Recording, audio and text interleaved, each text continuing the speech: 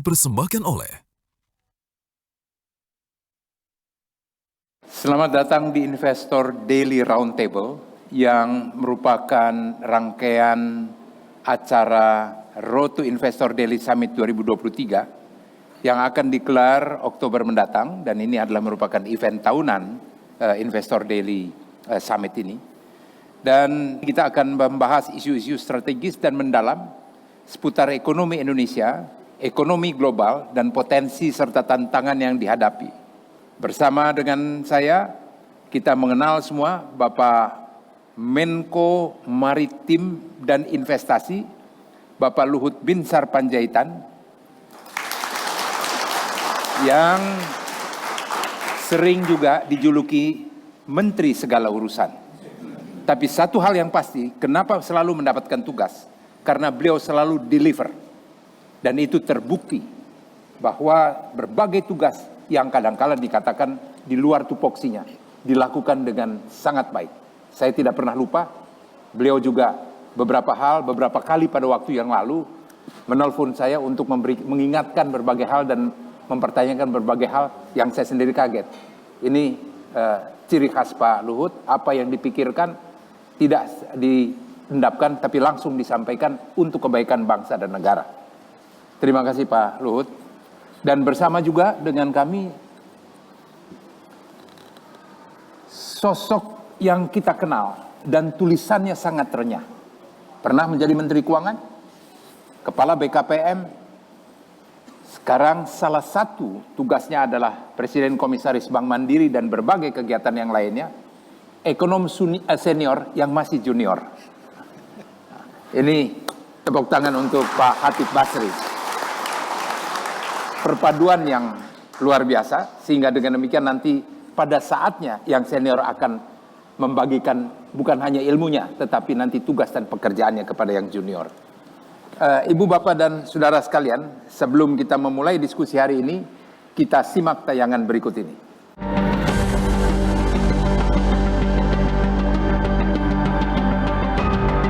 Pandemi COVID-19 yang sempat menghantam perekonomian global hingga alami resesi terburuk sejak Great Depression 1929 memang telah mereda. Namun ketidakpastian ekonomi nyatanya tetap tinggi.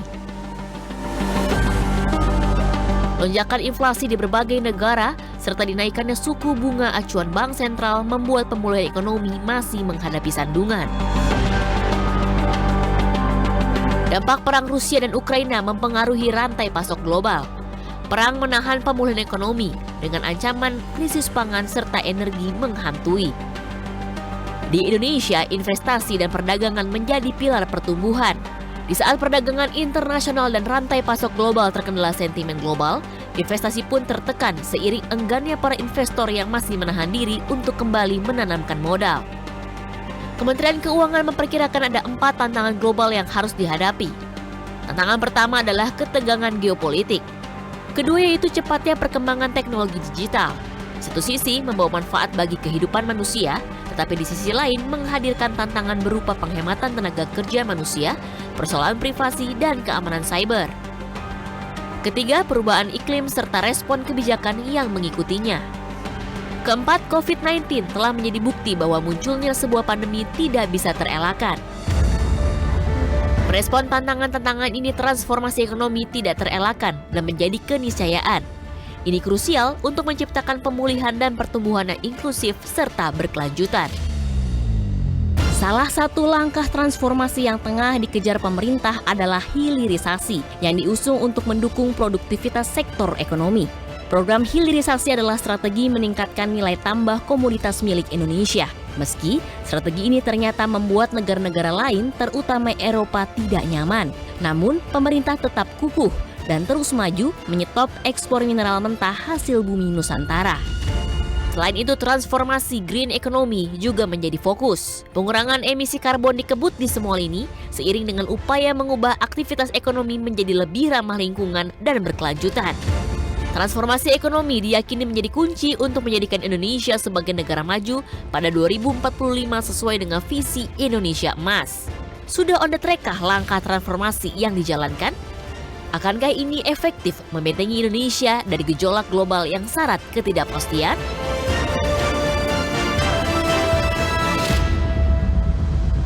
Bapak Presiden Jokowi beberapa kali menyampaikan bahwa kondisi ekonomi global sedang tidak baik-baik saja.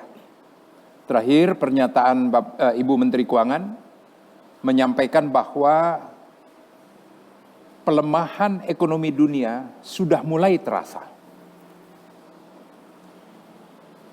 Kita bersyukur bahwa pertumbuhan ekonomi kita salah satu yang terbaik di dunia. Dan itu bukan pekerjaan 1-2 hari. Nah, Ibu, Bapak, dan Saudara, di tengah hingar-bingar politik, Investor Daily Roundtable berpendapat bahwa informasi ekonomi di ruang publik perlu diketengahkan dan ditingkatkan agar masyarakat banyak tahu bahwa pemerintah terus berjalan dan bekerja mengatasi segala persoalan, terutama mengenai masalah ekonomi yang mempunyai dampak sosial dan masyarakat. Politik adalah hal besar, tetapi ekonomi adalah hal penting bagi perjalanan bangsa. Pertumbuhan ekonomi pada dasarnya bertumbuh pada 2 hal, ekspor dan investasi. Pak Menko, investasi quarter kedua naik 15%. Quarter to quarter naik 6%. Tetapi ada kekhawatiran dari sementara pihak menghadapi tahun politik ini, ada kekhawatiran. Saya bisa memberikan testimoni bahwa Pak Menko, Pak Luhut tidak segan-segan untuk menerima siapapun yang mau melakukan investasi di sini. Kekhawatiran apapun dicarikan solusinya. Bahkan sekarang menjemput bola keliling dunia yang kita tadi membahas kapan Bapak waktu istirahatnya. Nampaknya mau tidak mau sebagai pembantu utamanya mengikuti apa yang dilakukan dan dikerjakan oleh Bapak Presiden Jokowi. Pak, ini kami mohon bisa memberikan elaborasi Pak mengenai investasi kita ini. Apa saja dan bagaimana keyakinan Bapak mengenai investasi kita di tahun politik ini. Pak Enggar yang saya hormati, Pak Khatib Basri dan teman-teman sekalian. Saya mau cepat sedikit memberikan overview terhadap apa di keadaan sekarang ini yang dilihat pemerintah. Dan ini slide yang saya berikan juga waktu saya di Afrika 2 minggu yang lalu. Saya di Afrika Selatan, di DRC dan Kenya. Jadi ketemu presiden-presiden mereka dalam mempersiapkan trilateral meeting Presiden Jokowi, Presiden Felix dari Kongo dan juga Presiden Lula di Kinshasa dalam rangka tropical forestry. Jadi peta politik dunia ini sekarang kalau kita lihat seperti slide saya, kalau boleh saya serah ini. Jadi memang ketidaktentuan tadi sudah singgung oleh Pak Enggar itu sangat sangat volatile yang kita harus hati-hati. Dan juga kalau kita lihat iklim juga, ini juga harus menjadi perhatian kita yang terpanas sepanjang sejarah sekarang ini. Kalau kita lihat slide ini menjadi perhatian kita semua karena pertanian dampaknya, macam-macam dampaknya. Berbagai negara telah mencatat rekor temperatur, next slide ini semua. Ini saya hanya mengingatkan teman-teman bahwa dunia itu tidak baik-baik saja. Jadi kita jangan terlalu gampang ya kritik sana kritik sini, memang ya keadaannya emang sulit. Jadi bagaimana kita bernavigasi itu menjadi kunci. Tapi di tengah semua resiko itu kalau kita lihat ekonomi kita next slide masih seperti ini, masih bagus. Ya kita masih tumbuh tahun lalu 5%, tahun ini mungkin 5,3%. Kita kemudian inflasi sekarang ini 4%, kita mungkin bisa nanti di bawah 4%. Dan kemudian juga saya kira PDB kita, debt to PDB kita juga kita lihat 40%. Sebelum COVID 36 mungkin kita bisa di bawah 40 juga dan seterusnya. Kita lihat misalnya masalah inflasi ini terkendali kalau kita lihat data ini dari mulai zaman Orde Baru sampai kepada COVID dan sekarang juga terus menurun. Karena kita lihat core inflasi kita kan hanya 2,83% ya. Ya sisanya itu adalah tadi di daerah soal makanan, telur, ayam, minyak goreng, cabai, semacam itu. Dan itu dengan kita bikin rapat secara Zoom itu bisa segera dikendalikan. Jadi di bawah 4% itu sangat mungkin dilakukan. Akibat itu saya kira pollingnya Pak Jokowi masih approval ratingnya sangat baik Dan juga kemudian peringkat optimis ekonomi kita juga itu dibuat oleh oleh Endelman juga masih bagus, kita nomor 2. Kalau kita lihat kinerja ekonomi juga tingkatkan, tapi kalau kita hanya tumbuh 5%, teman-teman sekalian, kita tidak akan bisa high income country. Ya, tapi ini Prof. Dedek, saya sebenarnya nggak mau ngomong nih, tentara ngomong gini depan beliau, nanti balik-balik dunia ini. Jadi bonus demografi kita masih ada sampai 2041, tapi kita nih kalau tidak kompak, kita asik berkelahi sendiri, kita akan bisa mencapai itu. Saya kemarin waktu mendampingi Presiden di Chengdu, saya terus terang, ya bagaimana, mungkin agak sentimental gitu, melihat bagaimana perfectnya, presisinya Tiongkok itu ngerjakan. Dia punya rencana yang global, dia terjemahkan sampai detail, dia eksekusi sampai detail. Saya cerita sedikit, saya betul-betul mungkin karena saya udah makin tua, saya gampang sentimental gitu. Bendera saja berkibar terus. Pak Dede, Prof, sebenarnya kok berkibar? Kasih angin sama dia. Dari dalam, kecil sehingga bendera itu berkibar. Saya bilang Presiden, Pak, Bapak lihat nggak tadi Pak? Iya Pak Luhut, saya perhatikan. Kita masih spend our energy like 30-40% berkelahi saja. Memang tidak ada yang sempurna. Jadi apa nanti yang kita sampaikan ini juga tidak akan sempurna. Kalau kita lihat mencapai target 45 ini masih banyak PR yang dikerjakan. Tidak akan selesai 2-3 presiden. Jadi nggak usah rebutan pekerjaan. Siapapun masih banyak masalah ini. Ini yang dilihat. Jadi kalau ada 6 pilar nanti akan saya sampaikan ini yang 6 pilar ini. Next slide. Ini yang saya berikan kepada Presiden Cyril dari South Africa. Tadi saya tunjukkan pidatonya sama akibat ini. Dia mengatakan kita harus menjadi negara yang industrialis. Dia bilang sama saya, dia bilang General Luhut, I think your slide, I need your slide. This is part of my government program. Saya bilang, Mr. President, there are only 6 agenda of the pillar of our Indonesian economy. Number 1, saya bilang menyangkut tadi downstreaming industry, saya jelasin panjang lebar kita punya. Kemudian saya bilang digitalization, to reduce the corruption, to make more efficient in this country. Kemudian decarbonize, kemudian tadi dana desa, kemudian tadi pendidikan. Itu semua ditiru. Yang ini pilar dan ini menurut saya yang dibangun.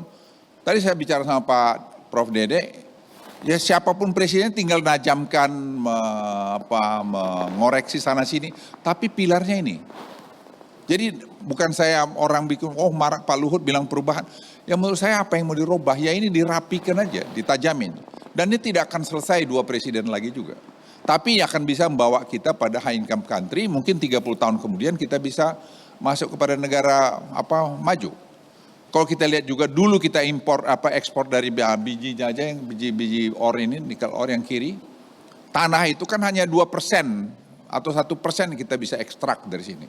Kita ekspor berjuta-juta ton. Sekarang kita sudah sampai pada tataran lebih bagus nih. Volume ekspor biji nikel kita lihat kompleks komposisi nikel. Semua ini sekarang kita rubah. Kita mau nilai tambah. Itu baru 1 item. Sekarang mulai dengan 2 item, mulai dengan copper. Kita mulai juga dengan bauxite dan seterusnya. Kemudian kalau kita lihat hilirisasi nilai ekspor kita nikel tuh seperti data ini. Bapak Ibu lihat semua. Bertambah. Apakah sudah sempurna? Belum. Kita masih ada masalah lingkungan kita harus perbaiki. Masalah tadi Pak Enggar bilang kemiskinan terjadi. Ya kita masih membuat kesalahan, penataan tempat tinggal masih kurang. Itu masih PR lagi presiden yang akan datang. Jadi tidak juga pemerintahan sekarang sempurna, tidak, masih jauh dari sempurna. Tapi arahnya sudah benar. Kalau kita lihat ekspor besi baja kita sudah masuk kelas dunia sekarang. Anda lihat data itu. Dalam berapa tahun kita bisa eksponensial. Jadi kompleksitas ekonomi kita itu sudah makin bagus. Ekspor nikel mate, kemudian ekspor MHP, itu semua udah mulai jalan. Nah ini yang saya mau pada ujungnya. Kinerja sektor eksternal ini dampaknya apa? 38 bulan ekspor kita itu positif, belum pernah terjadi dalam sejarah Republik Indonesia. Prestasi yang dikerjakan oleh Presiden Joko Widodo. Nah kita pengen pemimpin yang memberikan contoh Pak, ketauladanan. Jadi tidak hanya bicara. That's I think the problem. Pengalaman saya sebagai tentara Pak, selama saya di Kopassus 21 tahun, saya dari letnan, saya di medan operasi semua. Mungkin tidak banyak yang seperti saya, maaf kalau saya agak sedikit emosional, yang pernah mengalami ditembakin, pernah dihadang, pernah mau mati, pernah segala macam.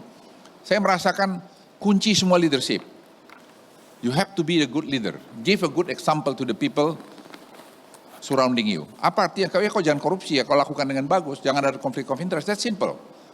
Ini yang jadi isu. Kita lihat perdagangan dengan Cina. Dulu kita trade deficit berapa negara di dunia yang trade surplus dengan Cina? Mungkin Australia kita. Current account, dulu kita saya ingat masuk ke KSP kita selalu negatif. Sekarang kita surplus. Baru karena satu item. Baru tadi iron steel. Saya bilang sama Pak Dede tadi, iron steel itu belum turun tadi. Sendok, garpu, alat operasi segala macam. Itu sedang kita kerjakan juga sekarang. Dan tidak akan selesai, itu ribuan turunannya. Yang ngerjakan siapa? The next administration. Kemudian kita lihat hilirisasi dolong tikar rupiah. Nilai tukar rupiah. Dulu kalau ada the Fed naikin interestnya, ya Pak Dede lebih tahu dari saya lah. Dampaknya kepada rupiah langsung sekian persen. Ini kemarin naikkan 520 berapa poin itu, 25 poin. Itu hanya minus 3%. Ini datang dari bulan apa? Kan tidak, karena tadi struktur ekonomi makro kita bagus. Kemudian hilirisasi di daerah, saya cepat sedikit, terus ekonomi Sulawesi Tengah, next slide. Ini juga kalau kita lihat makin kompleks tadi, slide berikut. Kemudian kita lihat tadi, ini investasi. Dulu Bapak Ibu,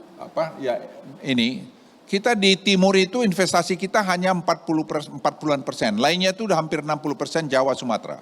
Sekarang agak slightly lebih banyak di Indonesia Timur, 51%. Jadi artinya ada equilibriumnya itu, equality itu mulai kelihatan. Kemudian, nah ini yang saya ingin tunjukin Bapak Ibu sekalian. Ini kalau yang kanan ini baru iron steel yang merah itu. Turunannya ini Bapak Ibu. Itu mau ngerjain siapa? Nggak usah ngomong-ngomong, kerjain aja itu. Whoever going to be our next president, this is your homework. I'm telling you. Aku bicara kedua calon presiden, aku bilang, kamu lihat ini mainanmu nanti. Nggak usah repot-repot kau cari mainan, ini mainanmu. Ini belum kita kerjain semua Pak, bauxite baru mulai. Ini tembaga kita udah mulai masuk dengan copper foil.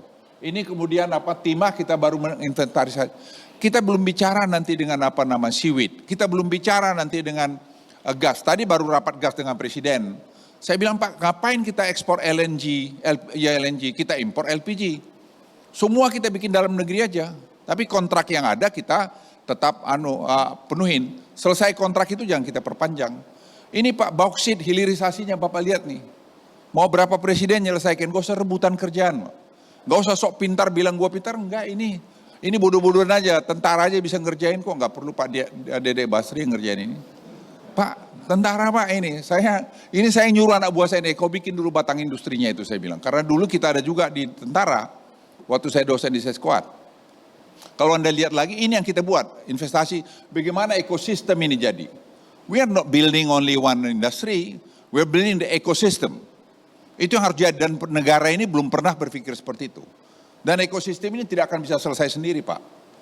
Kemudian kalau kita lihat lagi, mendorong transisi EV. Tadi baru rapat EV, baru kita putuskan. Kita ini kadang-kadang gini, selalu membandingkan kita itu kurang penerimaan. Saya bilang Bu Ani, ya kurang penerimaan tapi kan orang investasi, pajak segala macam. Tadi kita putusin, kita bersaing, presiden bilang udah kita pokoknya enggak boleh kalah sama negara lain.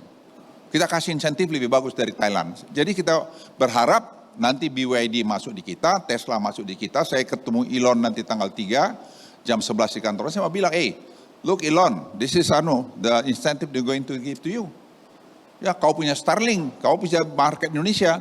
Jadi sebenarnya no matter how do we convince them to invest in Indonesia. Tapi satu teman-teman yang saya sampaikan, orang banyak yang tidak tahu mengenai Indonesia. Tadi BlackRock datang ke kantor saya si Gordon tadi. Itu dia terperangah-perangah saya jelasin tadi Gordon tadi. Saya 1 jam di kantor. Saya bilang Gordon, look, this is how do we do it. Ya, this is how do we do it.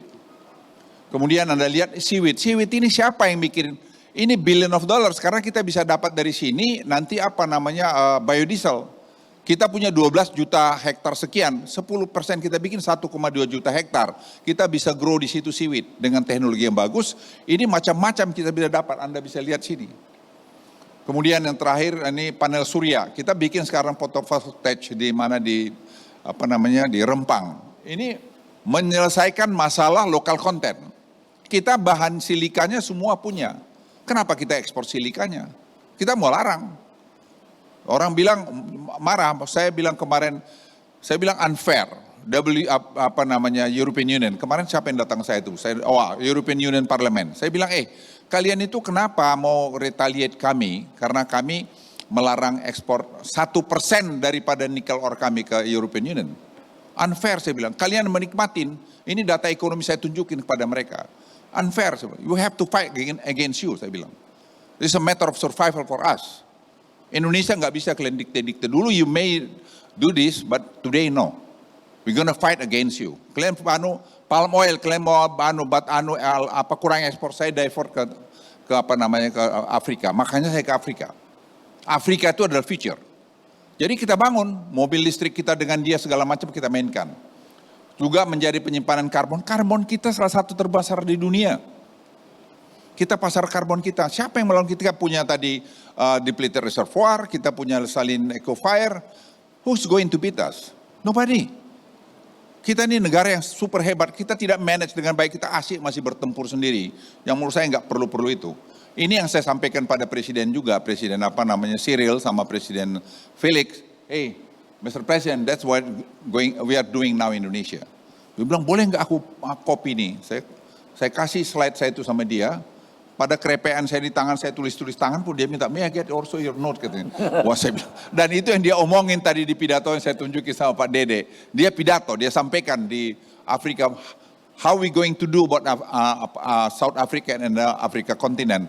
Ya, kemudian tadi dana desa, saya pikir orang tidak banyak pikir dana desa ini dilakukan Presiden Joko Widodo, itu membuat equality sebenarnya. Apakah semua mau bisa merata, semua terus baik, semua tidak ada kemiskinan. Amerika aja ada 170.000 yang homeless sekarang dia ada di California dan di Los Angeles. Bapak Ibu, kita ini nggak fair kadang-kadang. Ada ekonomi menurut saya belum pernah di pemerintahan, dia pikir gampang. Masuk aja lu biar masuk, kalau dilihat bisa rimba rayanya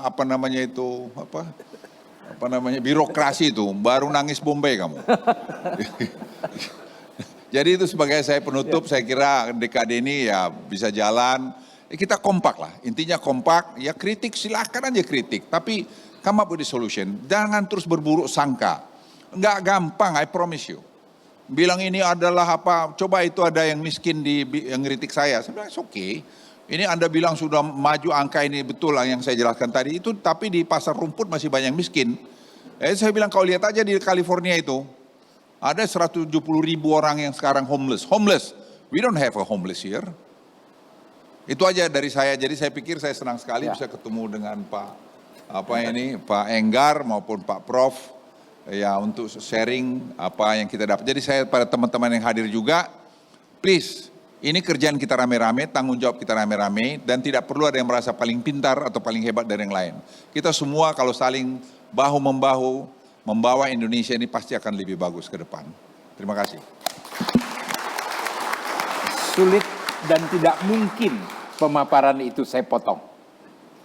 Jadi bukan saja hanya Presiden Jokowi yang mendapatkan apresiasi dan pujian dari berbagai negara di seluruh dunia. Pembantunya pun Pak Luhut mendapatkan apresiasi dan pujian. Disebut sebagai son of the soil. Mandela, Groomer, Nyerere, Kanda, dan itu disampaikan dalam pidato resmi di South Africa dan Kenya, yang kemudian mereka belajar banyak dan persis dilakukan apa yang Indonesia lakukan. Dan Indonesia sangat terbuka menunjukkan seperti ini. Tadi di ruangan Pak Khatib Basri menyatakan ada jenderal sedang menguliahi bankir dan ekonom. Ya. Dan memang benar tadi juga sudah memberikan kuliah dan tausiahnya. Sekarang kita dengar dari ekonom kita, ekonom senior Pak Khatib. Saya berpikir sudah saatnya mungkin Indonesia itu melakukan investasi pada field di Vietnam, di Myanmar, di Kamboja. Jadi kalau kita satu hari membutuhkan beras, kita import dari perusahaan kita yang ada di negara sana. Jadi ide mengenai self-sufficient is not locally produced but locally owned.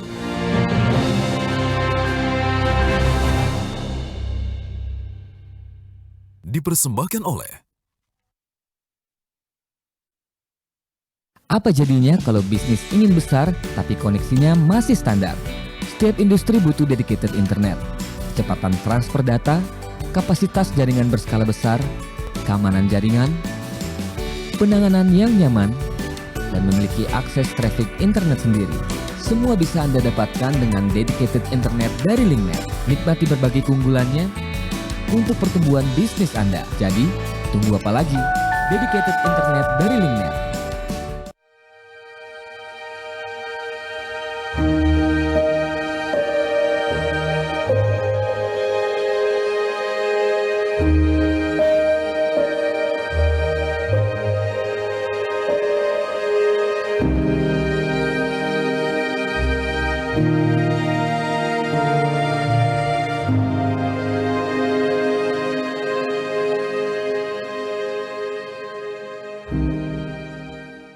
Dalam pemenuhan kebutuhan masyarakat tidak lepas dari kegiatan ekspor-impor. Saya resmikan penggabungan Pelindo 1, 2, 3, dan 4 menjadi PT Pelindo. Penggabungan Pelindo menjadikan konektivitas maritim semakin kuat. Dengan pelayanan yang semakin cepat dan efisien, Pelindo sebagai operator pelabuhan berstandar internasional siap bersinergi menjadi gerbang perekonomian Indonesia untuk dunia. Pelindo, Indonesia Maritime Gateway.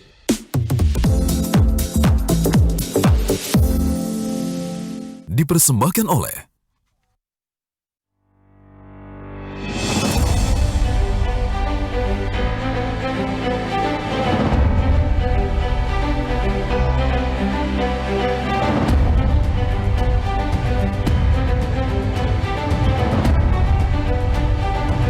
Investor Daily Roundtable ini satu rangkaian kegiatan untuk menuju Investor Daily Summit yang akan kita selenggarakan di Oktober.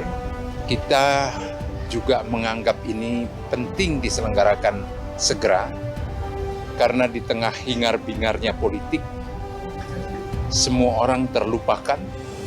Mereka asik menghitung mengenai kekuatan partai dan sebagainya. Tetapi ada masalah yang lebih penting, yang cukup penting, yaitu ekonomi. Karena ekonomi ini akan memberikan dampak sosial dan juga nanti pada akhirnya pada dampak politik. Politik itu memang perlu, tetapi ekonomi juga menentukan untuk ke depan arah bangsa ini. Nah, sesi pertama ini kita menghadirkan Pak Luhut dan Pak Khatib Basri berbicara mengenai transformasi ekonomi di tengah situasi global yang penuh ketidakpastian. Tadi kita mendapatkan uraian dan gambaran yang sangat jelas dan sangat terbuka, lengkap dengan data, baik oleh Pak Luhut maupun juga oleh Pak Khatib Basri.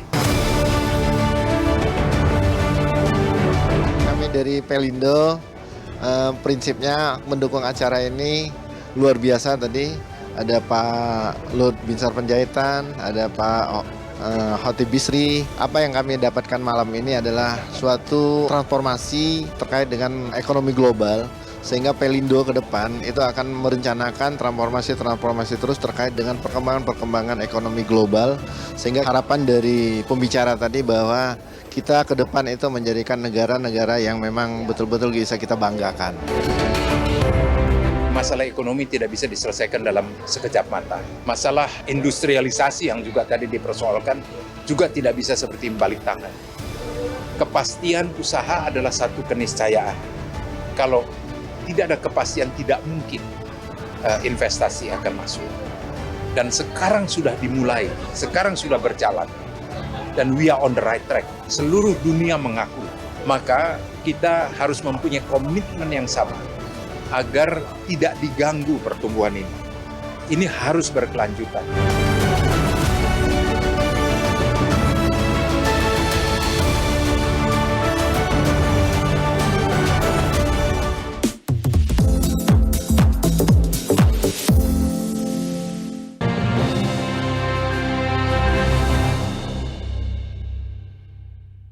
dipersembahkan oleh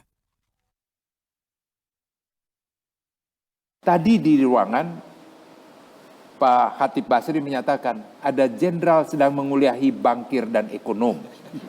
Ya. Dan memang benar tadi juga sudah memberikan kuliah dan tausiahnya. Sekarang kita dengar dari ekonom kita, ekonom senior, Pak Hatip, bagaimana kondisi ekonomi global dan kemudian kaitannya dengan target-target ekonomi kita. Karena World Bank melakukan koreksinya, pertumbuhan ekonomi global, dan juga termasuk koreksi kepada pertumbuhan ekonomi kita yang diperkirakan di bawah 5%. Nah, sekarang apa kira-kira dan bagaimana kondisinya dan terkaitannya dengan kita? Silakan Pak. Terima kasih Pak Enggar. Ini sulit bicara setelah Pak Luhut ya, karena semua isu sudah di-cover oleh beliau. Dan saya tadi impress, memang ini pengalaman saya pertama sebagai ekonom dikuliahi oleh jenderal gitu mengenai ekonomi lagi. Tapi oke. Sharing. Anak-anak muda di kantor. Jadi data-data ini dari muridnya Pak Anu juga, muridnya Hatip. Pak Hatip Basri, jadi berputar-putar dia tak jelas. Mungkin Pak Enggar, saya mungkin ingin menyampaikan begini ya. Tidak banyak dari kita itu yang mungkin menyadari bagaimana sulitnya situasi ekonomi global. Sehingga apresiasi terhadap kinerja yang kita lakukan itu kita agak underestimate terhadap kemampuan kita sendiri. Tadi yang disampaikan oleh Pak Luhut itu betul. Jadi saya cerita sedikit mengenai kondisi dari ekonomi global, karena Pak Luhut, Pak Enggar, 6 bulan terakhir itu saya duduk sebagai chairnya Pandemic Fund. Ini institusi baru yang dibuat oleh G20 untuk mempersiapkan dana untuk antisipasi kalau ada pandemi di masa depan. Jadi saya banyak berurusan dengan isu-isu global. Yang pertama itu saya ingin menyampaikan di sini bahwa yang Pak Luhut sampaikan itu betul sekali bagaimana mengenai sulitnya ekonomi dunia. Saya memberikan contoh di sini ya, bahwa situasi di Amerika, saya bicara di Amerika, inflasinya itu mungkin masih akan bertahan pada tingkat yang cukup tinggi sampai beberapa waktu ke depan. Karena yang terjadi di Amerika ini berbeda dengan yang terjadi di dalam beberapa tahun terakhir. Itu ada persoalan di mana pasar tenaga kerjanya itu sangat kuat sekarang. Jadi tingkat pengangguran di Amerika itu normalnya itu 5%. Kenapa nggak mungkin 0%? Karena kan kalau orang berhenti dari pekerjaan, ingin masuk kepada kantor baru, dia nganggur. Ketika disurvei dia nganggur. Jadi rata-rata itu 5% itu yang disebut sebagai natural unemployment rate di Amerika. Sekarang saat ini Bapak dan Ibu, itu tingkat pengangguran di Amerika 3,7. Artinya lebih kecil daripada tingkat pengangguran normalnya. Jadi kalau kita lihat datanya, tingkat pengangguran di Amerika sudah rendah, tapi lowongan pekerjaan masih tinggi. Jadi ini kan sebetulnya cerminan dari permintaan terhadap tenaga kerjanya masih banyak, padahal suplainya terbatas. Itulah yang menjelaskan mengapa tingkat upah di Amerika naik sehingga inflasinya itu naik tinggi sekali. Nah, pada waktu, ini Pak Luhut juga ada di sana, pada waktu Januari lalu di Davos ada luncheon meeting dengan beberapa ekonom, kita bahas mengenai situasi ekonomi global. Salah satunya itu ada orang mantan Menteri Keuangan Amerika yang sekarang ngajar di Harvard, namanya Larry Summers. Ya, dia mengatakan begini, saya masih ingat itu. Satu-satunya cara untuk mengatasi tingkat inflasi di Amerika adalah harus dibuat yang nganggurnya itu lebih dari 5%. Karena kalau tingkat penganggurannya di bawah 5% itu pasar tenaga kerjanya terlalu ketat.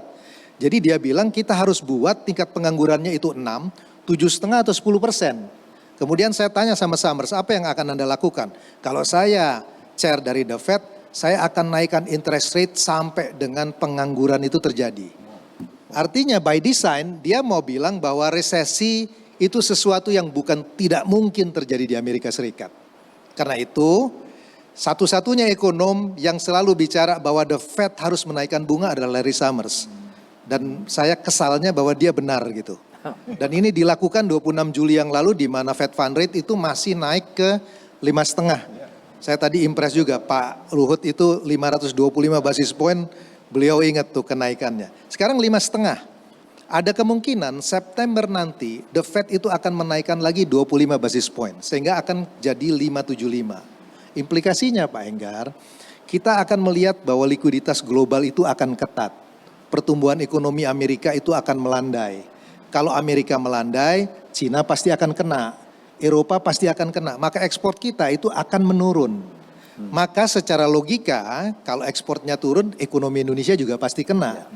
Fakta bahwa Pak Luhut, kita masih bisa tumbuh 5% di kuartal pertama.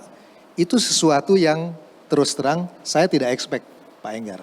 Karena perkiraan saya bahwa impact-nya akan jauh lebih cepat dari yang kita bayangkan. Tapi kita berhadapan di dalam terhadap situasi di mana mau tidak mau dampak dari perlambatan ekonomi global itu akan sampai di kita. Ini juga kelihatan, Pak Enggar, tahun lalu itu harga coal bisa naik quadruple. Tiba-tiba mereka yang punya coal itu bangun pagi jadi kaya raya, 4 kali kaya raya. Tetapi bulan Januari, Februari tahun ini, tiba-tiba dia bilang, aku nggak sekaya tahun lalu. Karena harganya mulai turun. Begitu juga dengan CPO. Ya. Jadi kita akan lihat nanti bahwa efeknya ekspor akan melambat. Itu sebabnya trade balance kita, surplusnya mulai sedikit mengalami penurunan. Di sisi yang sama, Bank Indonesia itu tidak punya ruang untuk segera menurunkan bunga. Karena kalau dia turunkan bunga sekarang, the Fed-nya menaikkan, Bapak dan Ibu akan memindahkan uangnya dari rupiah ke US dollar kan. Jadi dia akan maintain tingkat bunganya pada sekitar level ini. Itu pasti investasi kita akan kena. Nah, di dalam kondisi seperti ini, maka saya sebetulnya tidak akan terlalu terkejut kalau ada perlambatan ekonomi. Tapi yang saya katakan bahwa kita agak kurang memberikan apresiasi terhadap kinerja kita, bahwa kita itu masih bisa tumbuh 5%. Itu lebih tinggi, lebih baik dibandingkan dengan Vietnam, yang sekarang growth-nya itu di bawah 2%, atau Singapura di kuartal pertama yang 0,1. Memang tentu ada penjelasannya. Karena rasio dari ekspor terhadap GDP Singapura itu 180%, Indonesia itu 25%. Vietnam juga lebih tinggi. Memang Indonesia diuntungkan karena kita less integrated, Pak Luhut. Saya minta maaf, ini sesuatu yang nggak politically correct ya. Cara terbaik untuk menghindari perceraian adalah tidak menikah. Itu 100% guaranteed. Ya. Jadi kalau kita less integrated pada global, dampak dari negatif global spillover pada kita pasti juga akan kecil karena kita hanya 25%. Tetapi di other side of the coin adalah ketika global recovery terjadi, maka kita akan agak lambat. Ini sesuatu yang masuk akal. Jadi bukan sesuatu yang harus saya juga heran kenapa harus berkelahi dengan itu, karena itu soal data aja. Ya, tetapi kita harus mengatakan bahwa 5% hari ini itu adalah sesuatu yang luar biasa karena banyak negara yang struggling dengan growth bahkan di bawah 3%. Kalau lihat Singapura first quarter tuh 0,1. Nah, yang saya mau bilang dalam situasi ini sebetulnya mungkin ada yang bisa dilakukan oleh pemerintah. Kalau swasta itu tidak bisa belanja karena bunganya agak tinggi, kemudian ekspornya agak terpukul, maka yang harus belanja itu adalah pemerintah. Ya, tetapi kita melihat Pak Luhut, sampai dengan bulan Juni fiskal kita masih surplus, Pak. Itu yang sebetulnya bisa dilakukan di mana percepatan belanja menjadi sangat penting. Karena dalam situasi seperti ini yang belanja harus pemerintah. Saya selalu mengatakan, saya setuju dengan Pak Luhut. Pesimisme terhadap resesi itu akan menimbulkan resesi. Kenapa? Kalau orang percaya bahwa resesi akan terjadi, private sector akan berhenti investasi. Orang itu akan berhenti untuk melakukan konsumsi, pindah ke savings. Kalau semua orang menabung, nggak ada yang konsumsi, nggak ada yang belanja. Dulu waktu kecil, Pak Enggar, saya diajarkan itu sama orang tua saya, hemat pangkal kaya. Tetapi untuk pemulihan ekonomi, belanja itu pangkal pulih. Jadi kalau belanja ini bisa dipercepat, spendingnya bisa terjadi, saya kira kita bisa mengatasinya dengan baik. Jadi tadi kalau Pak Enggar katakan slightly below 5% misalnya proyeksi World Bank, even slightly below 5% itu masih baik. Ya, karena banyak negara yang struggle dengan bahkan di bawah 3%-an. Jadi saya lihat apalagi tadi saya dengar dari Pak Luhut mengenai strategi yang harus dilakukan, saya sentuh sedikit mengenai industrialisasi ya. Problemnya adalah itu ada satu studi yang dilakukan oleh satu orang profesor dari Harvard namanya Ricardo Hausman. Tadi Pak Luhut menyebut sebagai kompleksitas, indeks complexity. Yang menarik adalah indeks kompleksiti Indonesia itu semakin meningkat. Ini bukan gaya ekonom. Ekonom tuh kalau semakin kompleks dia ngomong, semakin orang nggak ngerti, semakin baik dia sebagai ekonom. Itu nggak ada gunanya. Tapi kalau complexity index itu makin bagus, itu artinya produksinya menjadi makin relevan di dalam global. Dan ini terjadi peningkatan. Tetapi memang masih banyak yang harus kita lakukan. Saya berhenti dulu di sini, nanti kita lanjutkan. Ya, sebelum saya nanti minta lagi pendapat dari Pak Luhut. Pak, ekspor Indonesia bulan Juni ini turun 5,08% dibandingkan Mei. Dan turun 21,18% dibandingkan Juni 2022. Dan kemudian ditambah lagi mengenai potensi kenaikan harga bahan pokok dunia. Biji-bijian, jagung, gandum, kedelai itu naik. Dan kemudian yang terakhir adalah India menghentikan ekspornya. Sehingga potensi kenaikan beras di dunia ini akan meningkat. Pak, dampaknya kepada Indonesia, Pak? Inflasinya bagaimana? Saya agak grogi bicara ini di depan Menteri Perdagangan, tapi saya coba jawab deh ya. Satu, yang pertama, tadi yang disampaikan Pak Luhut itu betul. Kenapa Pak Enggar ekspor kita itu mengalami penurunan cukup drastis di dalam beberapa bulan terakhir? Karena ketergantungan kita pada natural resources itu besar. Jadi ketika harga dari CPO-nya mulai turun, dari natural resources-nya mulai turun. Jadi yang harus dilakukan pertama itu adalah diversifikasi menuju kepada industri. Ya, tadi disebut tadi misalnya mengenai nikel, mengenai lain-lain deh. Ya, industrialisasi itu adalah kuncinya karena kalau tidak, Pak Enggar, kita akan mengikuti yang disebut sebagai boom bust cycle. Kalau tiba-tiba harga komoditi naik, kita tiba-tiba kaya. Kalau tiba-tiba harga komoditi turun, kita ekspornya drop. Ini kita harus menghindar. Caranya adalah industrialisasi. Jadi langkah yang dilakukan pemerintah saya kira itu betul. Tetapi yang kedua, saya juga harus realistis begini. Ada periode, ada masa di mana kita itu harus mengambil keputusan karena suplai domestiknya mungkin belum tersedia. Ya. Saya lihat misalnya mengenai makanan. Jangan lupa ini nanti mungkin Pak Luhut bisa bicara juga mengenai ini.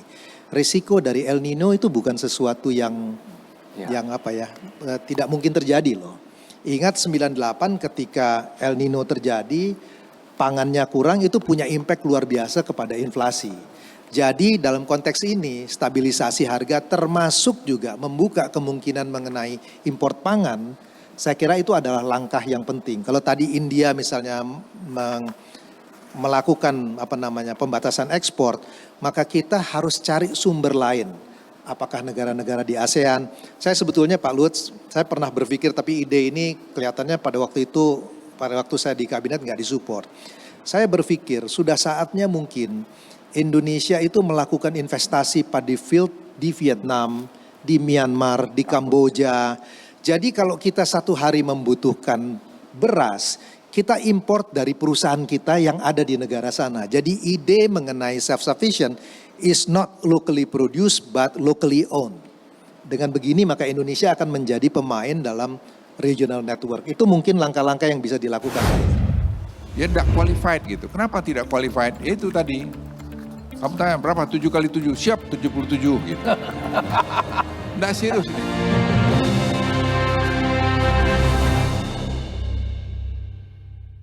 Dipersembahkan oleh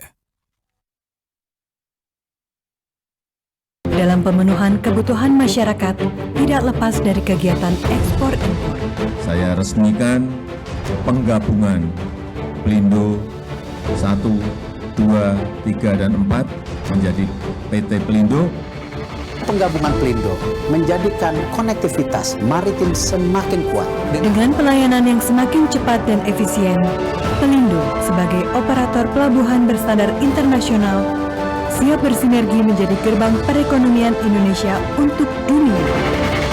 Pelindo, Indonesia Maritime Gateway.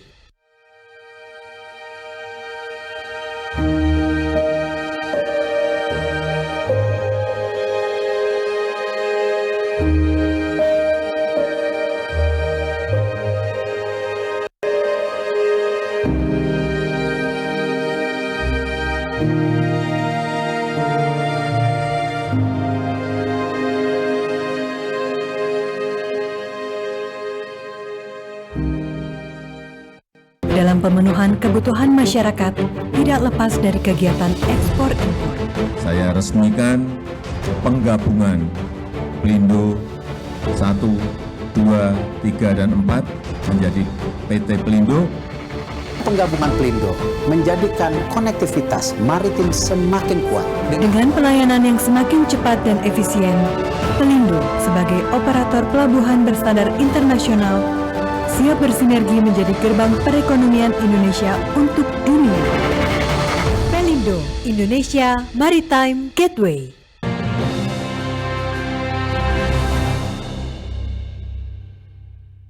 Dipersembahkan oleh Pak Luhut, ini tadi Bapak sudah menyinggung. Ini sebelum digoreng-goreng nih Pak, mengenai dengan hilirisasi, dengan investasi yang tidak mudah Bapak yakinkan untuk mereka lakukan. Itu memberikan dampak yang sangat positif. GDP-nya naik dan juga GDP di provinsi juga meningkat. Tetapi data yang kami miliki juga ada kemiskinan yang tadi Bapak sudah singgung. Peningkatan kemiskinan ini menjadi ironi di daerah-daerah sumber-sumber di sumber-sumber yang hilirisasi itu barangkali bisa ditayangkan. Ini satu ironi. Tapi saya sadar sepenuhnya bahwa tidak bisa melakukan itu sekaligus. Pak, ada affirmative action apa yang Bapak lakukan? Sebab orang itu pada takut kalau Bapak sudah perintah, Pak. Ya, terima kasih Pak Enggar. Itu benar sekali yang disampaikan Pak Pak Enggar. Memang masalah satu kemiskinan, ada 3 mungkin masalah pokok di situ tuh. Yang kita terus terang nggak bayangin juga. Ya, saya harus ngakui, kita juga kaget juga dampaknya ini kok begini besar gitu. Dampak downstreaming industri. Sehingga kita lupa ya atau kurang mendorong misalnya kemiskinan di daerah itu. Kita bikin misalnya saya cerita dikit loncat Politeknik di Morowali. Setelah Politeknik dibikin, saya pergi ke sana di demo. Kenapa di demo? Karena orang daerah tuh nggak ada yang bisa masuk. Kenapa tidak bisa masuk? Yang masuk tuh dari ujung Pandang, dari Manado, dari mana. Tapi yang dari daerah itu nggak ada yang bisa masuk. Karena saya tanya kenapa? Karena guru-gurunya dari TB kan, dari UI yang sudah mau senior-senior, ya bayarannya bagus, ya mereka juga mau ke situ. Ya tidak qualified gitu. Kenapa tidak qualified? Ya itu tadi. Kamu tanya berapa? 7 kali 7, siap 77 gitu. Tidak serius ini. 6 kali 6, siap 66 gitu. Karena guru matematiknya nggak bagus Pak. Jadi kita perbaikin lagi guru matematiknya. Ini satu masalah, kita nggak pernah tahu itu kalau tidak ada tadi industri ini, itu sampai lebaran kapan-kapan juga tidak akan ada perbaikan pendidikan di sana mungkin. Sekarang akibat itu kita bikin tadi gasing teori tadi, matematik fisika yang dibuat oleh Profesor Johannes. Sekarang kita sebarkan di seluruh sudah hampir 50 kabupaten. Karena pengalaman itu tadi. Yang kedua kemiskinan. Kemiskinan sebenarnya kan tidak boleh, tapi ini siapa namanya si perusahaan ini yang special economic zone ini itu dia supply sendiri dirinya gampang aja. Jadi bila telur, ayam, ikan, minyak semua dia supply. Ya udah dia kaya tambah kaya lagi. Saya bilang enggak dong, kamu kasih dong tadi daerah ini Pemda ini supaya mensuplai ayam, mensuplai telur, mensuplai sayur sehingga ada kebun di sana, sehingga ada kegiatan ekonomi. Itu juga belum semua jalan. Nah ketiga, tadi itu mengenai pengaturan lingkungan. Dulu di situ itu sepeda motor cuma 3, sekarang 30.000. Misalnya penduduknya dulu cuma mungkin 100 orang, 200, sekarang penduduknya ada 105.000 orang. Jadi banyak sekali yang terus terang di luar di luar kemampuan kita memprediksi. Tapi sekarang industri-industri baru, tadi Presiden sudah memerintahkan Bappenas untuk tadi menata ini semua. Jadi banyak sekali Pak Enggar masalah-masalah kita yang seperti katakan tadi, gak usah takut pemerintah yang datang banyak PR-nya kerjain lah, makanlah itu. Jadi itu banyak kerjaan gitu lagi. Jadi gak usah khawatir. Tapi bahwa itu benar, yes. Bahwa kalau harus direncanakan dengan bagus, yes. Tapi bahwa itu belum direncanakan dengan bagus, emang kita akuin. Kita juga merasa bahwa ya kita waktu itu masih nggak terbayang gitu. Dan kemudian masalah terakhir lingkungan. Lingkungan saya sudah beritahu, you have to comply to international standard. Kalau enggak saya bilang sama pemerintah Tiongkok, saya akan tutup industrinya. Tapi orang bilang, Bapak kenapa tutup? Ya dia udah investasi 4 miliar, dia masa bisa keluar $20 juta perbaiki lingkungan. Nggak mau lah dia tutup pasti. Sekarang mereka lagi rame-rame memperbaiki masalah lingkungan supaya comply terhadap international standard. Jadi saya kira teman-teman sekalian, banyak sekali yang bisa kita lakukan ke depan ini yang menurut saya memang ya itu ya kekurangan kita lah yang harus kita perbaikin. Ya, gubernur adalah kepanjangan tangan pemerintah pusat yang ada di daerah, Pak. Nampaknya Bapak mesti telepon mereka, Pak. Ya saya teleponin kok mereka itu. Iya, Pak. Saya beritahu, kau punya barang ini kurang bagus ini tolong perbaikilah kawan gitulah. Ya, kalau tidak jalan juga ya ini tahun politik, Pak. Pak, ini persaingan dengan bukan persaingan di dalam, tapi persaingan dengan negara-negara lain untuk menarik investasi begitu ketat. Kira-kira langkah apa? Antara lain yang saya coba tangkap, Bapak sampai keliling ke berbagai negara untuk menjemput bola. Selain mereka juga diundang, tetapi juga bawa menjemput bola. Dari gambaran dari langkah yang Bapak lakukan, prospeknya gimana, Pak?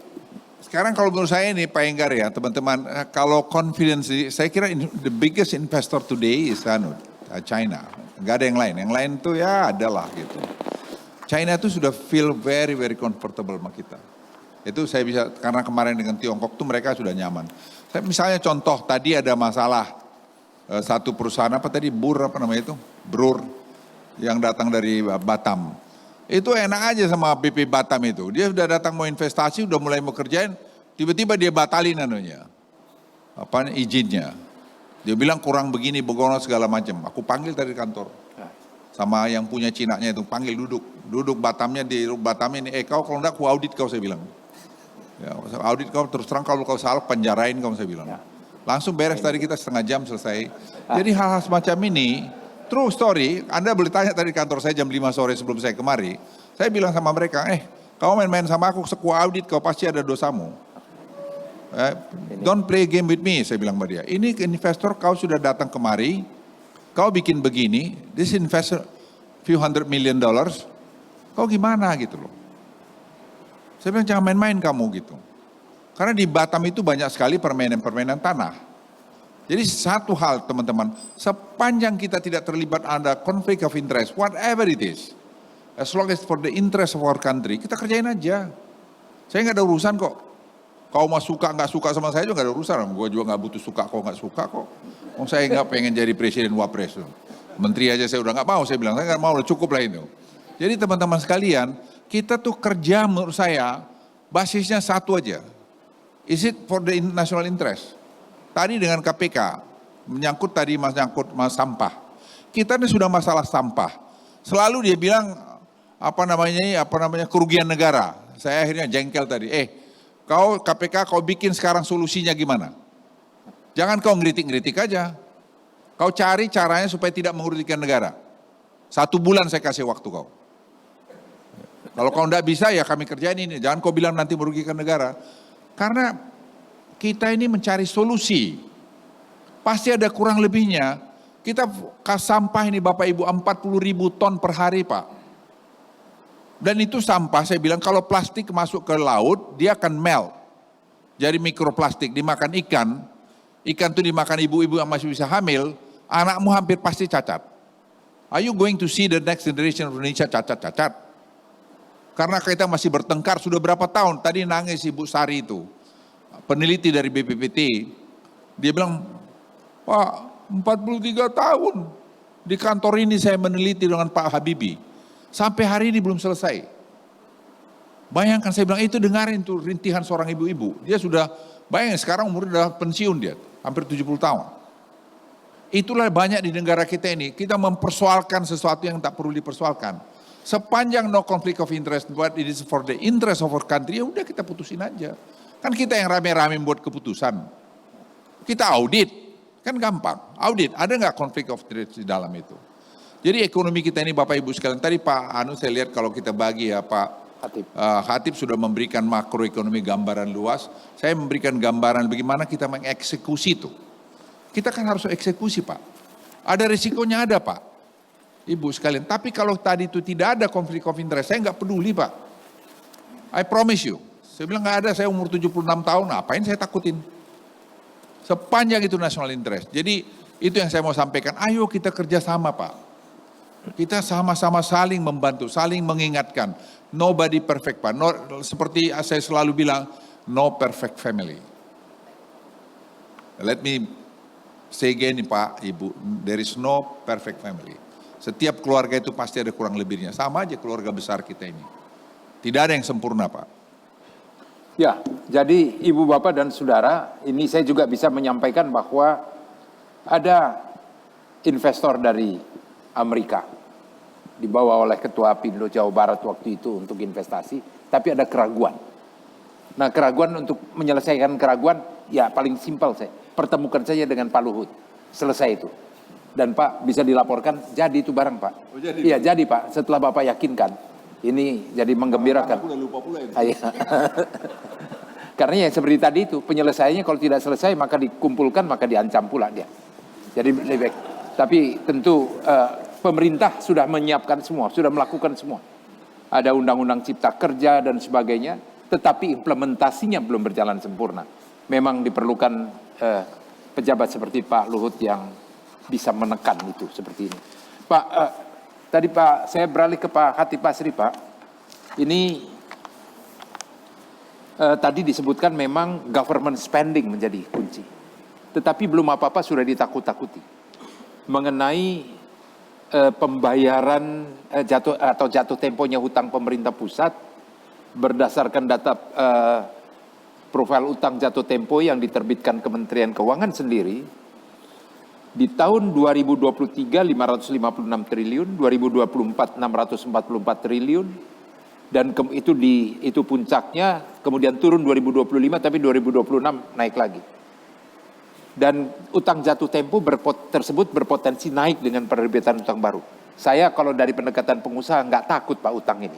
Asal utang ini dipakai untuk kepentingan yang produktif untuk itu.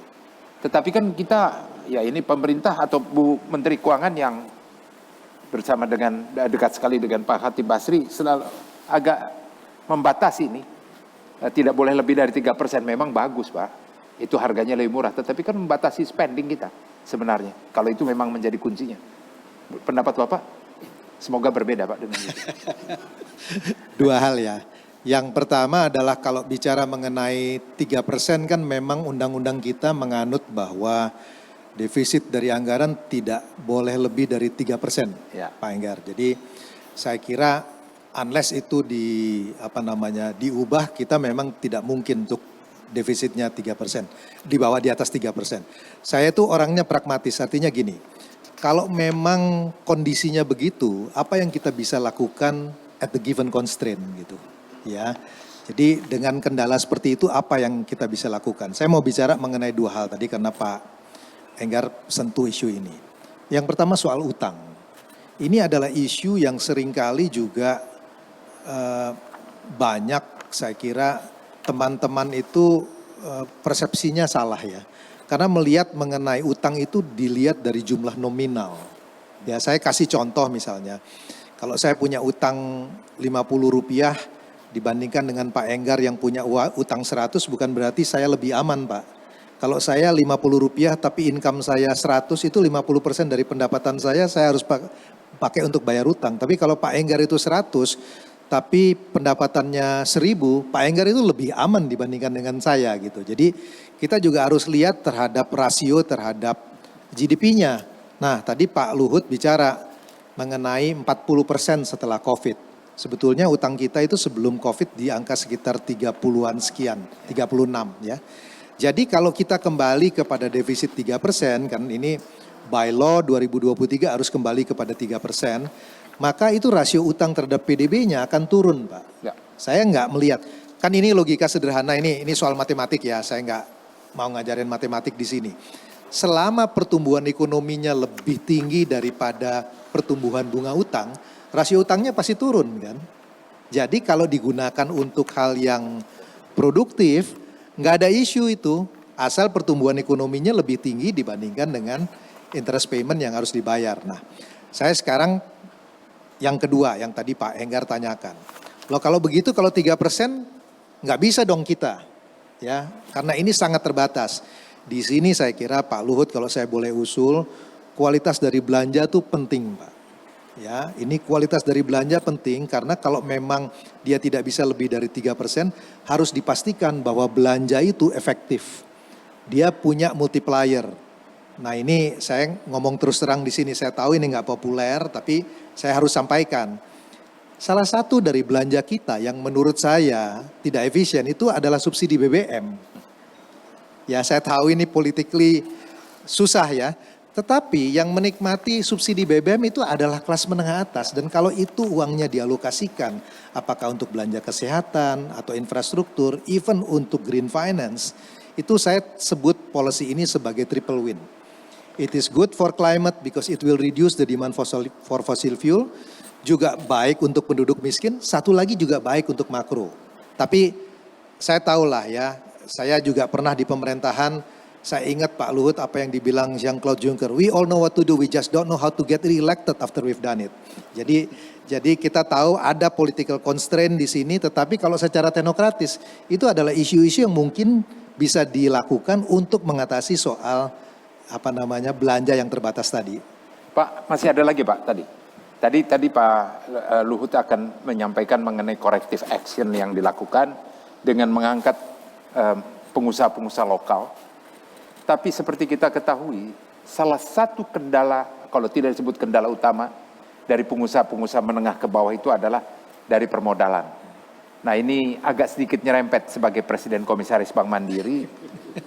Sejauh mana Bapak bersedia sedikit memberikan exception atas ketentuan OJK yang memberikan limitasi kepada pengusaha baru? Kalau itu dibiarkan, maka yang akan berkembang ya dia lagi, lu lagi. Tetapi menengah ke bawah, yang baru mulai berkembang, dia tidak dapatkan fasilitas itu. Atau Preskom bisa memberikan perintah kepada direksi untuk kasih dia. Nggak besar utangnya Pak mereka. Oke, saya coba jawab ya. Saya berpikir cara yang paling baik bagaimana untuk menghindari pertanyaan ini dengan baik gitu. Jadi yang pertama adalah Pak Enggar, sebetulnya kalau kita bicara mengenai UMKM itu isunya 3 Pak. Yang pertama bukan hanya modal tetapi juga market access. Itu penting. Yang kedua itu adalah pendampingan, mentor. Ya, karena kalau enggak mereka itu enggak paham mengenai pembukuan. Yang ketiga itu modal. Nah, terkait dengan financing, ini kan ada aturan OJK-nya sebetulnya Pak. Sebetulnya bank itu idenya sangat sederhana. Dia kalau memberikan pinjaman, dia mau memastikan bahwa pinjaman itu baik. Jadi yang dibutuhkan itu sebetulnya adalah credit score sebetulnya. Saya kasih contoh, ini belum di-adopt oleh perbankan konvensional ya. Tetapi apa yang dilakukan oleh teman-teman di fintech misalnya. Kan itu mereka nggak punya data sebetulnya. Saya ingat ya pada waktu saya di Harvard 2015 itu bicara dengan beberapa anak yang mau bikin fintech. Dia mau memberikan pinjaman kepada yang kecil-kecil tapi bahkan nggak ketemu orangnya. Saya bilang pada waktu itu, kamu mau kasih pinjaman, kita itu di bank ketemu orang aja duitnya nggak balik. Apalagi nggak ketemu orangnya. Tapi dia kasih jawaban yang saya ingat sampai sekarang Pak Enggar. Dia bilang begini, kalau kita bikin salah, Tuhan itu mungkin memaafkan, tapi Google tidak bisa memaafkan. Jejak digital itu bisa jadi algoritma. Jadi selama ada kredit skornya, ya kita tahu reputasinya, isu itu sebetulnya bisa diadres gitu. Ya, nah ini sekarang inovasi seperti ini yang tentu regulator mesti lakukan. Mudah-mudahan saya selamat menjawab pertanyaan ini. Pak Luhut, ini Pak, saya satu sisi saya bisa memahami dan kita semua sebagian memahami mengenai ketentuan instrumen penempatan devisa hasil ekspor untuk sumber daya alam. Tetapi salah satu kendala yang dihadapi adalah mereka mendapatkan hutang dari luar negeri. Salah satu ketentuannya adalah dananya harus masuk dulu di sana. Pak, ini bagaimana Bapak membantu memberikan solusinya? Sebenarnya ini PR lama yang kami kerjain sebenarnya. Jadi kita ini sebenarnya salah satu yang terbebas-bebas sama dengan Amerika yang sama sekali ya sebebas-bebasnya. Di Malaysia kita lihat mereka juga masih semi kontrol begitu dan juga Singapura saya kira begitu ya. Kita ini bebas. Nah waktu itu terpikir saya sebenarnya saya mulai yang trigger ini sebenarnya dengan Firman segala dengan Seto. Kita lihat ini kan pengusaha-pengusaha smelter ini semua kan mereka suka hitungin untungnya gitu loh. Nah kenapa nggak tinggalin duitnya di sini lah? berapa 3 bulan atau bagaimana. Terus saya ngomong satu-satu sama mereka gitu. Akhirnya mereka bilang mau, karena ternyata mereka juga, saya bilang kenapa mesti di Singapura? Bikin aja di Indonesia, nanti kita jamin. Saya bicara sama Gubernur BI, bisa enggak ini kita buat supaya ada jaminan. Mereka minta jaminan bahwa kapanpun mereka mau ambil bisa digunakan begitu. Tapi akhirnya tuh diskusi berkembang.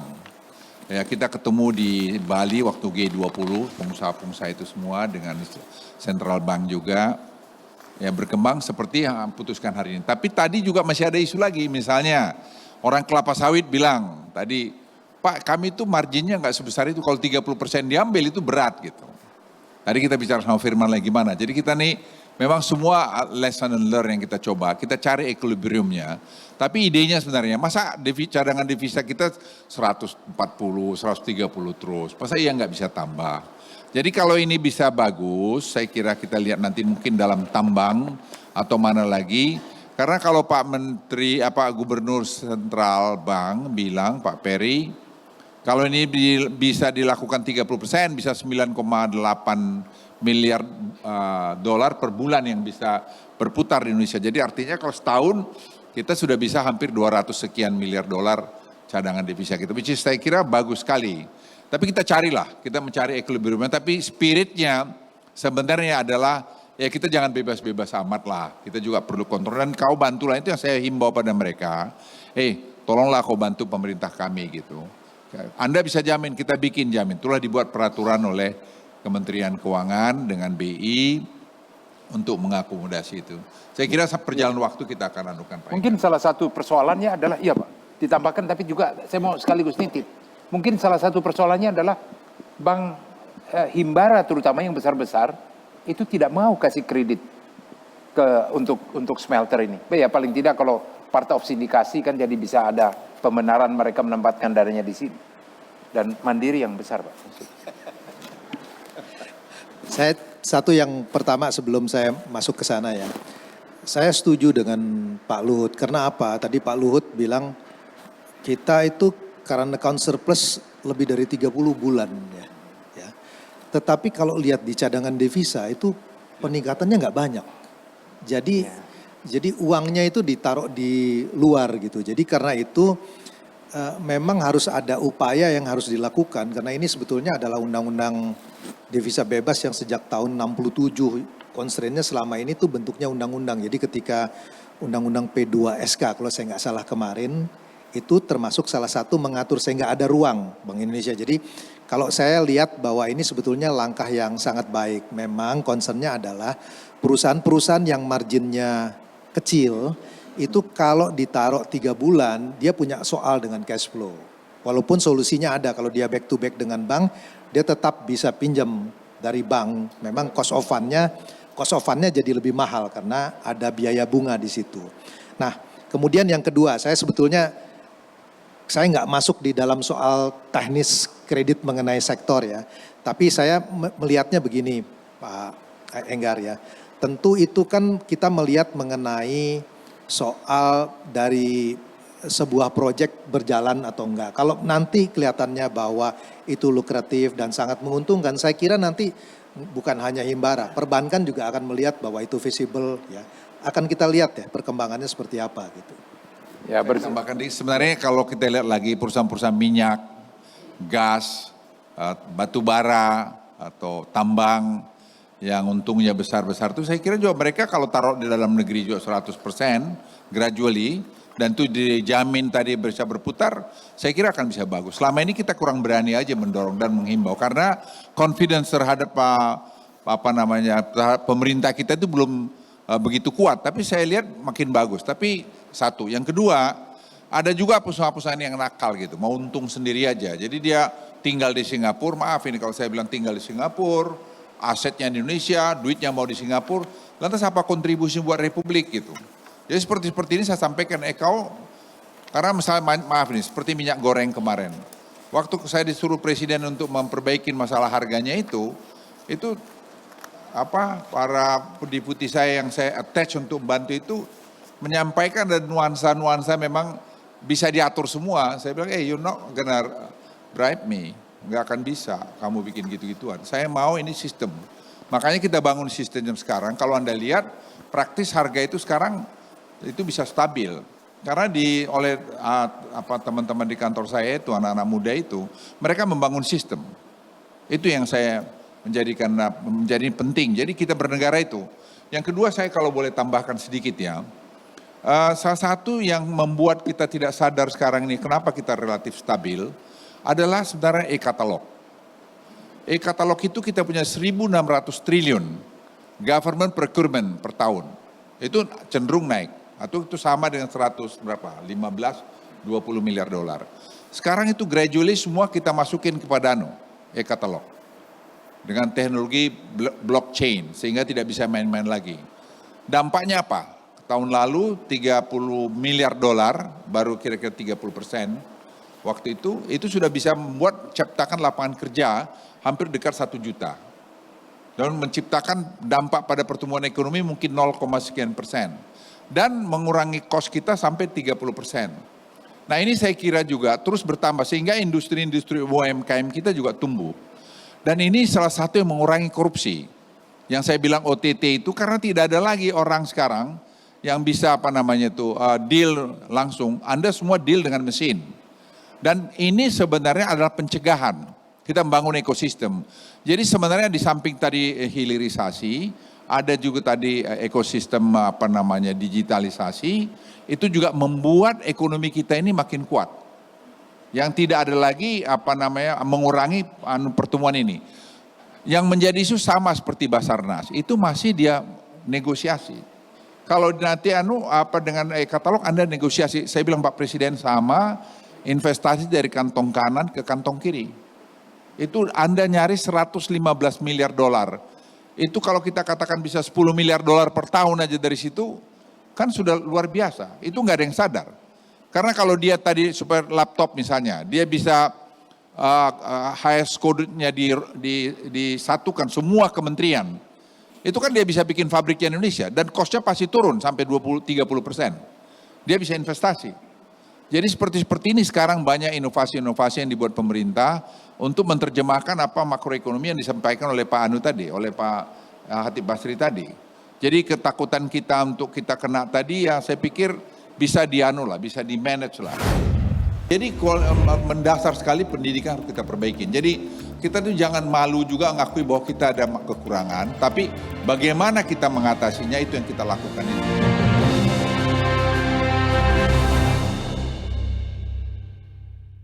Dipersembahkan oleh Apa jadinya kalau bisnis ingin besar tapi koneksinya masih standar? Setiap industri butuh dedicated internet, kecepatan transfer data, kapasitas jaringan berskala besar, keamanan jaringan, penanganan yang nyaman, dan memiliki akses traffic internet sendiri. Semua bisa Anda dapatkan dengan dedicated internet dari Linknet. Nikmati berbagai keunggulannya untuk pertumbuhan bisnis Anda. Jadi, tunggu apa lagi? Dedicated internet dari Linknet.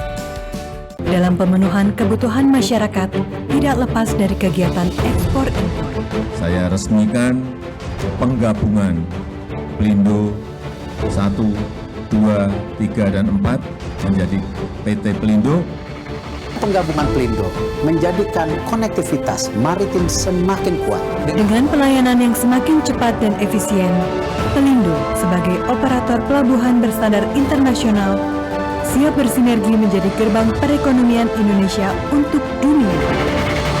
Pelindo, Indonesia Maritime Gateway.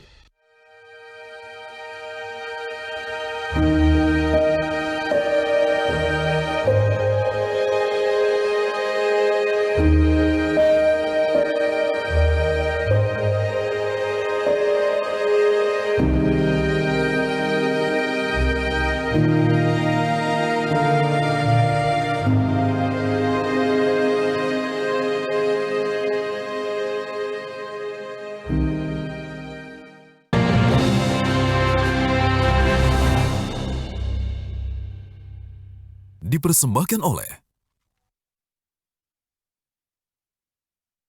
Jadi seperti ini sekarang banyak inovasi-inovasi yang dibuat pemerintah untuk menerjemahkan apa makroekonomi yang disampaikan oleh Pak tadi, oleh Pak Hatip Basri tadi. Jadi ketakutan kita untuk kita kena tadi ya saya pikir bisa bisa di-manage lah. Sebenarnya ini saya masih banyak pertanyaan-pertanyaan dan diskusi makin hangat. Tetapi kemudian saya khawatir yang ada di sini mempersoalkan kapan giliran saya untuk bertanya. Pak, salah satu di sini ada Pak Iman. Pada waktu lalu, pada waktu masih Dirjen PPI, ini membuka peluang untuk atau kerjasama perdagangan tertinggi. Nah ini saya bilang tertinggi karena ini perintah Pak Presiden, Pak, dan benar. Hanya kondisi sekarang saja yang menjadi persoalan. Mungkin akan menanyakan juga daripada menghentikan ekspor, kenapa tidak trade barrier aja? Agak juara beliau Pak Iman ini untuk membuat aturan-aturan sedemikian rupa sehingga ya orang susah juga mau ekspor itu. Ada pertanyaan Pak Iman? Nah nanti yang lain siap-siap. Silakan, itu mic sudah ada. Selamat malam Bapak Menteri dan Pak Prof. Saya dulu muridnya Pak Menteri, jadi saya yang dikirim ke Washington DC sebagai perindak pada tahun 2001. Betul Pak, jadi kita tahu bahwa kebijakan Indonesia itu dipertentangkan dan dibawa ke WTO. Sebetulnya ada instrumen lain yang bisa dipertimbangkan tanpa menimbulkan rame-rame ya. Yaitu misalnya mengenakan pajak ekspor misalnya. Dan untuk menahan impor bisa juga kita naikkan tarif misalnya. Tarifikasi adalah kebijakan yang diizinkan dalam sistem WTO. Apakah instrumen itu dalam pertimbangan Bapak tidak akan efektif sehingga ditempuh mungkin cara alternatif lain? Itu pertanyaan ke Bapak Menteri. Sekalian ke Pak Profesor. Di mata Profesor, Indonesia itu dalam peta dunia perdagangan itu ada di sebelah mana? Karena kita lihat ada pergeseran nih. Beberapa negara itu melihat bahwa mendekat ke China itu salah satu pilihan. Karena dia kuat secara ekonomi, teknologi juga sudah makin maju. Tapi juga ada yang terus mendekat ke grupnya Amerika, IPEF misalnya, Indo-Pacific Economic Framework, yang memaksakan disiplin, tapi tidak menawarkan akses pasar sebetulnya. Sementara Indonesia di tengah-tengah dan kita adalah critical mass-nya ASEAN. Apakah kita bisa juga memetakan diri kita sendiri di tengah begitu rivalitas dunia yang luar biasa? Terima kasih Pak. Pak Luhut. Ya karena saya yang nyarankan itu kepada Presiden, saya mau cepat aja. Jadi memang gaya tentara aja, saya bilang ya ban aja Pak gitu. Saya banyak juga dikritik mengenai itu, kenapa tadi tidak membuat instrumen lain. Ya saya bilang nanti kita bikin aja instrumen lain, sekarang kita lagi siapin juga untuk itu. Tapi saya pikir nih begini ya, saya mungkin karena merasa kok negara berkembang ini didikte melulu sih sama negara-negara maju gitu. Pikiran saya sederhana itu aja. Satu, yang kedua kita ekspor ke European Union itu kan cuma 1% nikel ore itu. Lainnya tuh ke Cina dan beberapa negara lain. Jadi ini membuktikan juga pikiran saya bahwa negara maju itu pengen ngatur kita aja. Dan saya makin yakin bahwa tidak akan ada negara maju itu yang pengen mendorong negara berkembang jadi negara maju. Ya yang saya lihat Tiongkok begitu kita ban ke dia langsung investasi ke kita. Itu bedanya gitu. Tapi kalau ini sekarang kita kalah di WTO, kita kan kalah nih. Kita masih masih lawan lagi. Kalau kita kalah kita siapin instrumen lagi. Dan by the time ini nanti jatuh tempo 8 tahun dari sekarang, 6-7 tahun dari sekarang, kita udah enggak ada masalah. Kita bisa tadi apa yang Anda sampaikan kita kasih instrumen-instrumen lain untuk melakukan itu. Tapi yang lain saya pikir nanti kita lihat bagaimana caranya kita mengatur mengenai bahan mentah kita ini. Tapi saya pikir WTO itu harus berubah juga. Ya, tidak bisa juga dong dia sekarang hanya menguntungkan. Kenapa harus tidak boleh kita membawa nilai tambah di negeri kita? Kenapa tidak? Kenapa kamu tidak mengelola dalam negeri kita? Kan bawa sampah juga ke sana. Jadi membuat lingkungan juga. Tapi semua tadi saya bilang juga, saya ngomong sangat terbuka, mungkin vokal banget mengenai ini. Saya bilang WTO itu ya miliknya dari negara-negara maju. Kita negara berkembang apa? Itu saya ngomong di Afrika. Tadi saya kira Presiden Cyril dari South Africa, dia nangkap. Dia 1 jam lebih saya berbincang sama dia. Saya sampaikan saya bilang we are slave of the developed country. Dia bilang we are also the slave of the other countries. We don't want to be like that anymore gitu. Jadi itu saya pikir tadi di pidatonya saya kira didengar oleh Pak Anu begitu keras dia mengatakan kita sekarang pengen jadi negara industrialisasi. Tidak lagi. Jadi dia mau ban juga sama dengan kita. Jadi kalau Anda tanya kenapa kita, dia malah saya komporin gitu, udah panas gitu. Jadi dia malah ngajak seluruh kontinen Afrika, enggak mau, kita bikin industri kita sendiri. Dan saya bilang kita kerja sama. Dia bilang setuju. Minister General Luhut, can you help us to do this gitu. Saya diundang bicara nanti di Nairobi untuk tadi itu yang saya paparin sama Anda ini. Ya ada di sana sini. Bagaimana Anda bisa bikin itu kalau Cina itu bisa sama kalian baik. Saya bilang ya kalau kau bodoh juga di squeeze sama dia juga. Ya, tapi kalau kau pintar dilihat enggak berani dia. Ya kita bikin untung lah, kau untung kita untung gitu. Itu yang terjadi Pak. Dan sekarang teknologi itu di kita sudah ada. Sudah mulai ada, kita melakukan leapfrog. Jadi kalau kita mau melakukan leapfrog, ya kita mesti mau kalah dulu. Once we get this one, okay, we can do it now. Jadi kita ambil orang-orang yang pintar-pintar dari Tiongkok itu, ngajarin orang kita kirim orang kita ke Tiongkok. Belajar mereka di sana. Kita bikin sekarang fakultas meteorologi. Jadi Bapak Ibu sekalian itu yang saya bilang slide itu adalah pengalaman pribadi saya. Saya lihat pendidikan itu harus tadi yang betul-betul bisa melakukan leapfrog. We cannot do it. Kalau hanya kita tadi bernuansa, langsung pengalaman di lapangan. Pengalaman lapangan itu Bapak Ibu sekalian mengajar saya. Ya saya senang sekali kombinasi malam ini, karena tadi saya belajar, saya lihat tadi Pak Dede nyeritakan bagaimana dia waktu ngajar di Harvard dan bicara segala macam, tapi how do you implement this one? Kan tidak bisa terus hanya bicara di langit aja, kita harus bicara di bawah ini. Saya sebenarnya agak mirip dan setuju dengan Bapak, karena dulu saya melakukan hal yang serupa Pak. Jadi saya hentikan aja import wine dari Eropa Pak. Sampai kering. Itu saya Pak, saya udah beritahu sama Australia. Saya bilang Minister Husky ya, siapa tuh industrinya itu kemarin datang. Datang kemari gara-gara saya provoke juga tuh Perdana Menterinya. Saya bilang kenapa kita nggak kerjasama aja. Dia bilang kami ini ada di Southern Hemisphere.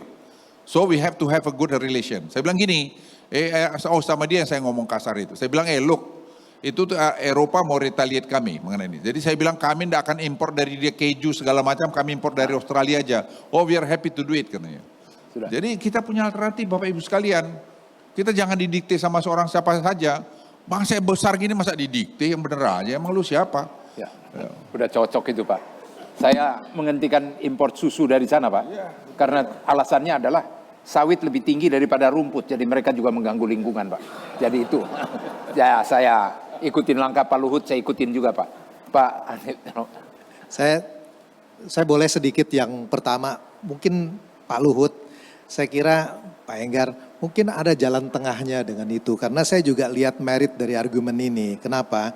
Ya, yang pertama itu kalau dilakukan export tax itu ada government revenue sebenarnya. Ada income buat government. Dan kalau memang mau lakukan ban, itu bisa digunakan barriers dengan prohibitive tax. Tarifnya itu dibikin tinggi sekali sehingga orang tuh nggak bisa ekspor gitu. Nanti gradually bisa dilakukan, bisa diturunkan dan ada revenue-nya dari sana. Jadi ada gain juga, Kementerian Keuangan bisa dapat uang. Ini mungkin salah satu nanti bisa direview lah seandainya ini. Nah saya mau jawab pertanyaan Pak Iman tadi ya. Saya kira Pak, tidak ada negara di Asia atau ASEAN khususnya yang memiliki kemewahan untuk memilih antara Cina dengan Amerika Pak. Saya kasih contoh misalnya ya, dalam techno-nationalism, dalam digital. Kalau kita ngikutin Amerika untuk ban Huawei 5G, itu jadi country risk di banyak negara. Bahkan Singapura itu nggak sanggup untuk melakukan yang dilakukan Inggris dengan Australia, melarang 5G dengan Huawei. Karena existence mereka udah ada. Jadi pertanyaannya, saya tadi selalu bilang, saya terbiasa untuk bekerja di dalam kendala gitu ya. Di dalam constraint itu apa? Ketika dulu di keuangan tuh, kalau World Bank sama IMF kasih advice, saya selalu bilang, your policy recommendation always perfect, but the problem is can only be implemented 25 years from now. Yang kita butuhkan itu bukanlah best practice tapi best fit. Tidak bisa policy atau kebijakan seperti Star Wars diimplement dalam situasi negara yang institusinya masih Jurassic Park. Itu nggak akan jalan. Nah, sekarang kita ada dalam kendala di mana ada geopolitical tension antara Amerika dengan Cina. Ini fakta. Kita nggak punya kemewahan untuk memilih apa yang bisa dilakukan negara ASEAN. Kalau menurut saya, ini Pak Enggar sebetulnya yang involve banyak di sini. Tidak ada satupun negara di ASEAN itu mampu berdiplomasi dengan Cina secara bilateral. Karena Cina itu posisinya strong sekali. Dan dia adalah negara mitra dagang terbesar ASEAN. Jadi kita nggak mungkin ignore Cina. Ya. Cara yang bisa dilakukan adalah memanfaatkan apa yang Pak Enggar sudah lakukan dengan RCEP. Ya, dengan Regional Comprehensive Economic Partnership, karena idenya adalah ASEAN sebagai single entity. ASEAN plus China, plus Japan, plus US. Itu yang akan membuat bargaining power-nya bisa lebih kuat. Nah, sekarang challenge Indonesia adalah kita bicara mengenai leadership ASEAN. Tapi kalau kita lihat pengalaman di G20 lalu, saya cukup optimistik bahwa Indonesia akan bisa ambil leadership ini. Ya, kalau agenda ASEAN itu fits well dengan national agenda, pasti pemerintah itu akan ada insentif. Saya kasih contoh misalnya, kalau agenda ASEAN itu connectivity, fits well dengan infrastruktur kita. Atau health berkaitan dengan pandemik. Kita bisa ambil leadership dari ASEAN itu.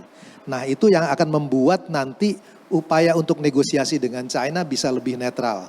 Ya, sebelum saya kasih satu kesempatan di sebelah kanan saya lagi, sebelum nanti ada keseimbangan blok kanan dan blok kiri, sama seperti tadi antara milih Amerika dan Cina. Sekarang Pak Oryas ini putra dari NTT Pak, nanti Tuhan tolong Pak, provinsi ini.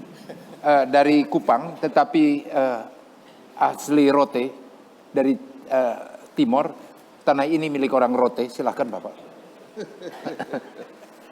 Baik, terima kasih Pak Enggar. Saya perkenalkan, nama saya Oryas. Jadi saya agak terharu juga dengar 7x7 tadi. Karena di kampung saya dulu kita waktu ujian, biasa dipastikan soalnya sampai dengan selamat tidak bocor, masih segel. Tapi tidak pernah dipastikan bahwa bukunya sampai, jadi hasilnya 7x7 tadi Pak. Baik, pertanyaan saya, karena akhir-akhir ini saya keliling kampung Pak, di Nusa Tenggara Timur. Saya ingin bertanya, mungkin belum di-sharing saja, karena dulu kita bercita-cita bahwa Indonesia ini akan menjadi negara agraris dengan industri yang kuat waktu itu ya. Sekarang kita tadi di-sharing mengenai industri. Saya ingin mendengar bagaimana transformasi yang dilakukan terkait dengan hal-hal basic seperti pertanian, peternakan maupun perikanan, di mana investor apakah dibuka untuk itu dan bagaimana industri kita menanggapi kondisi pertanian, peternakan maupun ya kelautan kita, dan juga karena saya dari daerah kepulauan tentu keberpihakan mengenai pemanfaatan laut bagi daerah-daerah kepulauan itu. Saya kira itu pertanyaannya. Terima kasih. Laut itu kita bagi 11 ya, 11 KW ya. Jadi sekarang berjalan, misalnya seperti daerah Tual dengan Biak dan Ambon kita bagi satu area. Dan itu saya kira kita investornya ada dari Tiongkok. Jadi sekarang kita udah aturannya jauh lebih bagus lah. Ya, itu saya pikir sudah jalan. Dan yang kedua sekarang misalnya ada Blue Halo S misalnya. Itu juga di daerah misalnya Sumatera Pantai Barat, di situ Nias segala kita ada. Nah, yang kedua tadi mengenai seperti rumput laut, kita atur juga, saya sudah jelaskan tadi. Kemudian tadi mengenai tambak udang, itu beberapa tempat kita buat. Pertanian, memang pertanian ini kita juga terus terang kita tidak punya bibit yang bagus. Nah, sekarang kita buat bersama-sama Beijing Genomic Institute tadi untuk research mengenai bibit yang bagus. Tadi sudah saya sampaikan inflasi core bisnis kita kan core inflation kita kan cuma 2,83. Nah, yang sisanya ini kan tadi banyak di pangan ini. Dan itu banyak di transportasi dan banyak ketersediaannya. Itu sekarang kita berharap dalam 1-2 tahun ini kita sudah akan bisa melahirkan bibit-bibit yang bagus kerjasama dengan Beijing Genomic tadi. Nah, kalau itu terjadi maka kita nanti sudah nyiapkan misalnya di Humbang Hasudutan, sudah kita mulai ada 1.000 hektar, kita mau target sampai kepada 20.000 hektar, di Sulawesi juga demikian dan seterusnya. Dan saya baru lihat pertanian itu tidak segampang yang diomongin. Karena saya sendiri mencoba ya membuat di Humbang Hasudutan itu dengan researchnya. Itu kita sampai 1.500 hektar itu setengah mati, Pak.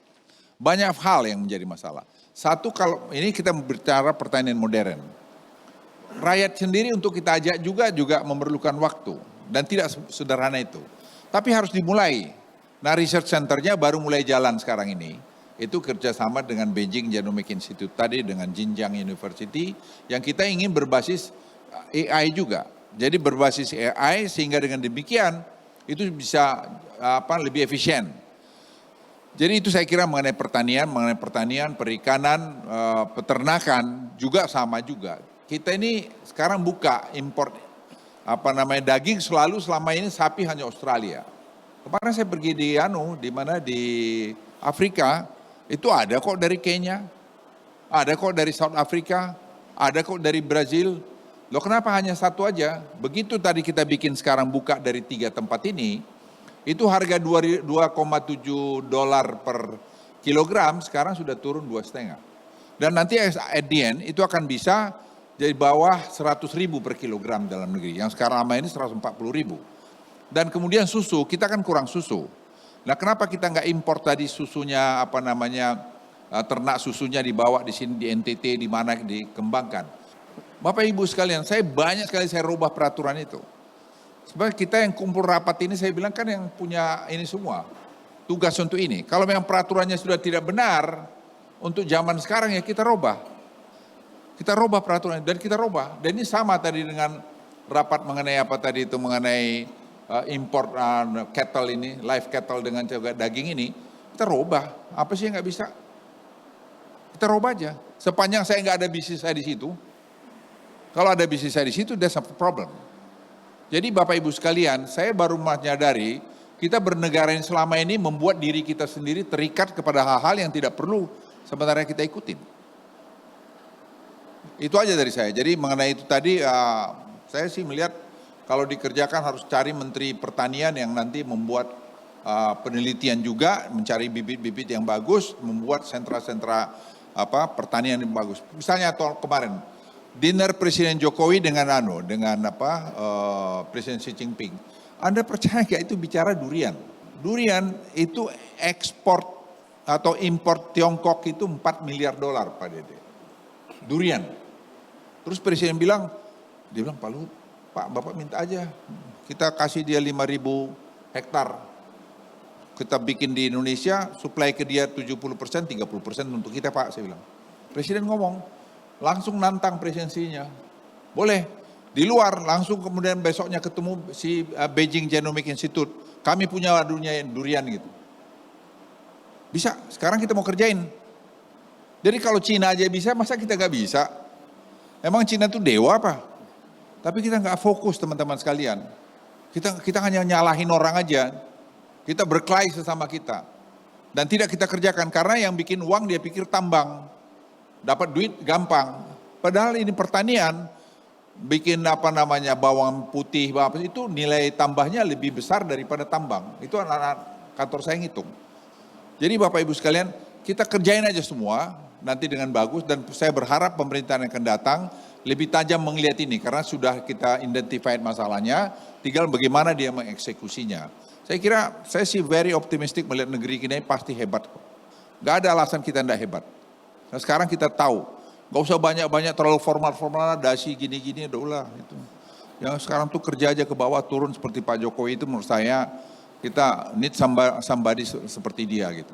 Jadi penjelasan Pak Luhut ini membantah orang yang beropini bahwa hanya prioritas pada investasi, lupa pada maritim. Tapi semuanya dijawab bahkan merambah sampai ke pertanian yang memang menjadi basic kita. Jadi Pak Orias, kembalilah ke kampung halaman. Jangan senang-senang di Jakarta saja, bangunlah itu ente. Ini Pak Orias ini orang paten ini. Jadi menurut saya Orias kau balik aja beneran. Sekarang orang di Batak itu banyak yang mulai lihat pertanian karena nilai tambah daripada dia, kalau dia punya 10 hektar, 20 hektar yang, ya kalau Anda mungkin ya harus 100 hektar lah, 1000 hektar gitu lah. Ya bikin sesuatu yang punya value added gitu. Dan ada yang menurut saya tidak bisa. Ya. Ya. Ada pertanyaan? Oh, dari belakang, silakan. Saya Tauhid dari Indef, Pak. Dari mana, Pak? Indef. Ya mungkin sering diskusi begitu Pak di forum. Ada beberapa hal. Yang pertama, kita tahu kita mengapresiasi investasi kita meningkat cukup tajam, 1.200 mungkin target 1.400 triliun. Tapi saya lihat memang tren investasi meningkat, tetapi pertumbuhan ekonomi kita ternyata hanya 5%. Jadi saya kira ada apa ini yang saya kira problem strukturnya ada di mana. Kalau kita lihat apakah memang karena nilai I-Core kita atau beban biaya kita semakin tinggi sekitar 6, sementara mungkin 30 tahun lalu mungkin hanya sekitar 3 begitu. Sehingga kita kebut investasi ternyata nggak ngefek ke pertumbuhan ekonomi gitu Pak.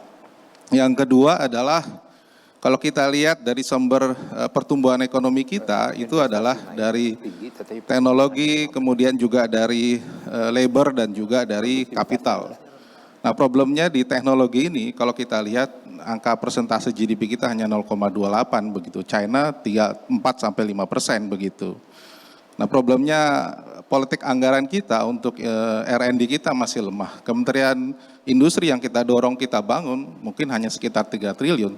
Tapi kementerian lain yang katakanlah kita dorong masih relatif kecil begitu. Saya kira apakah memang tadi yang disampaikan oleh Pak Luhut, apakah memang bisa mendorong industrialisasi kita bangkit di tengah situasi gini. Apalagi kita menghadapi ke depan green growth untuk industri. Nah apakah memang bisa tercapai dengan situasi tersebut Pak? Saya kira demikian. Terima kasih Pak. Memang ya teman-teman sekalian ya, maaf ya, memang nggak mudah ya untuk itu. Memang efisiensi kita itu masih ya rendah. Makanya saya pikir dengan digitalisasi, sekarang ini kan semua misalnya Simbara, untuk tadi semua data batu bara ekspor kita dari mulai hulu sampai kepada keluar ini semua dah terdigitalisasi itu. Seperti misalnya kasus yang ramai dibilang 5,1 juta ton itu, sekarang kita sudah langsung bisa trace. Dari mulai masuk dia di mana, di Tiongkok, kemudian kita trace itu asalnya dari Kalimantan Selatan.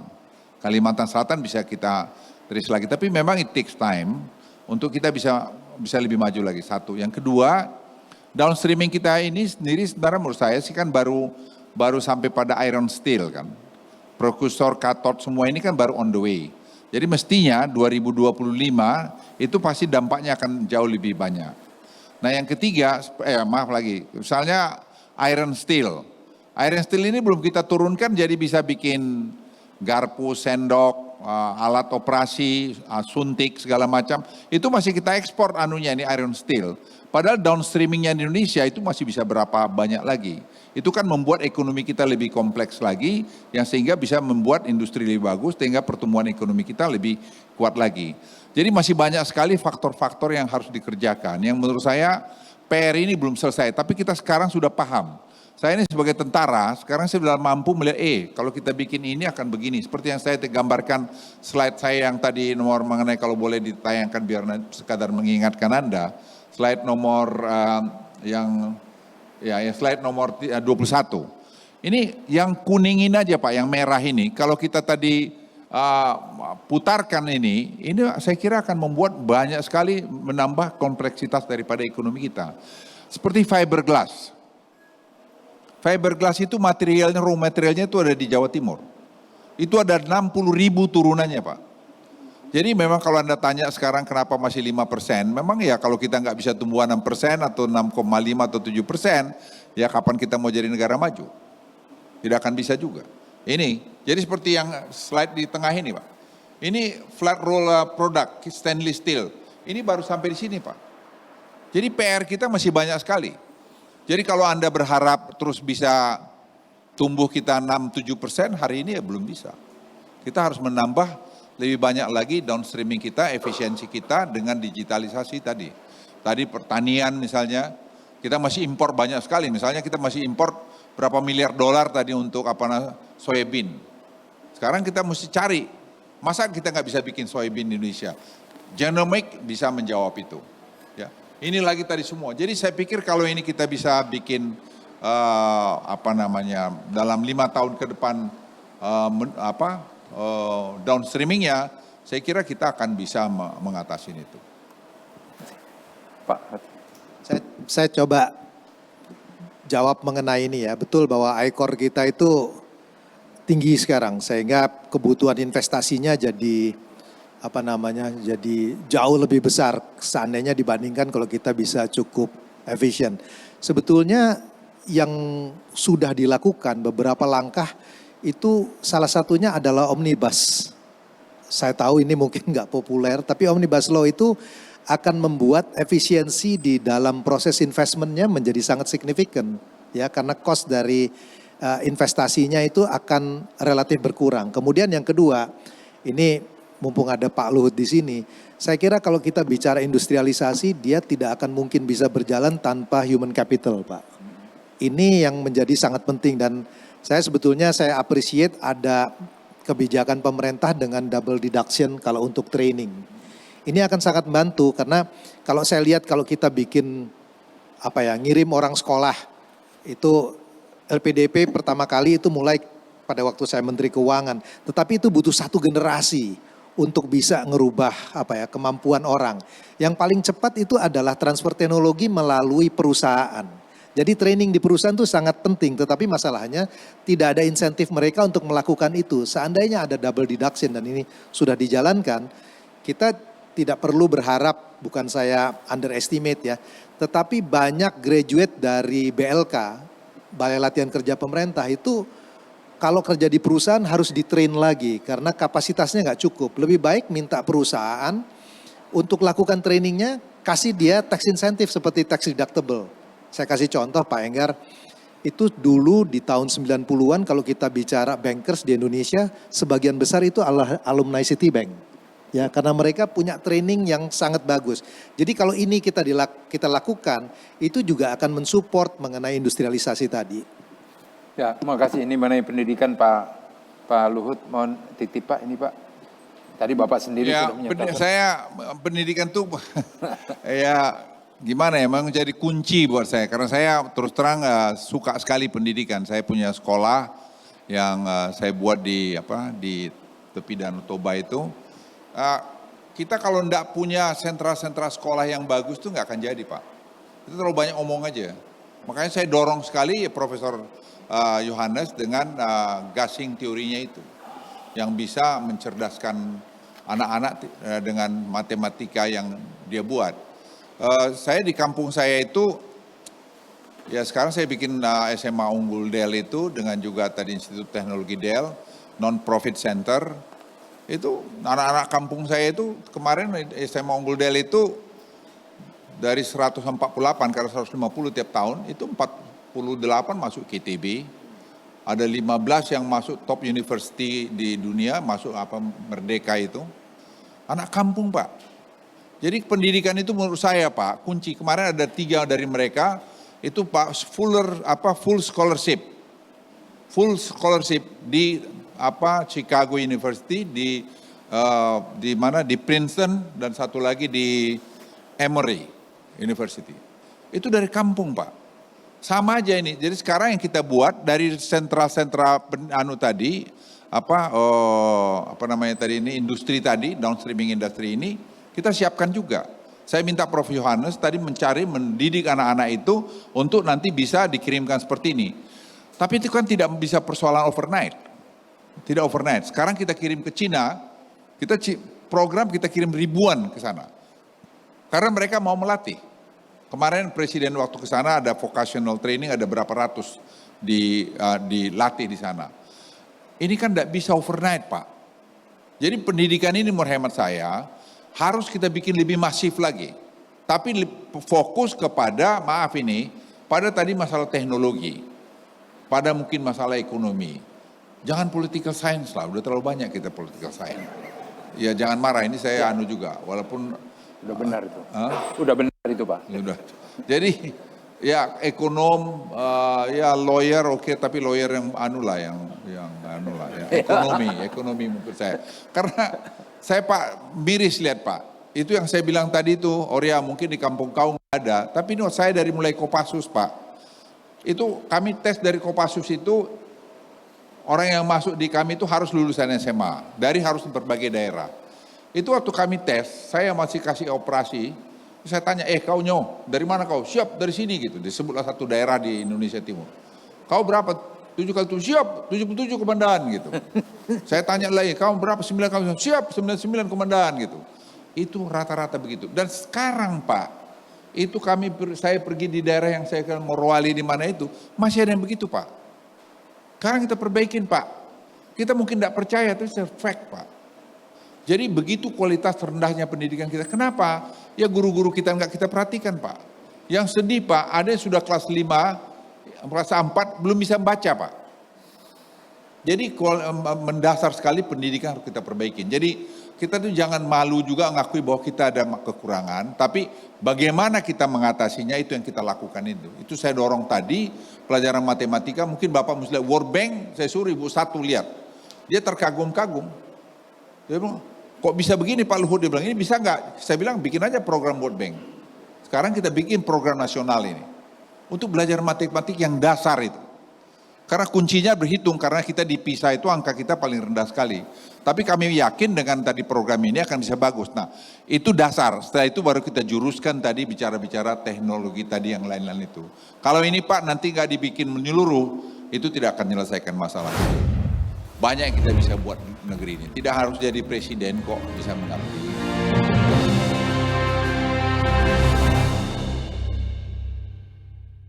Dipersembahkan oleh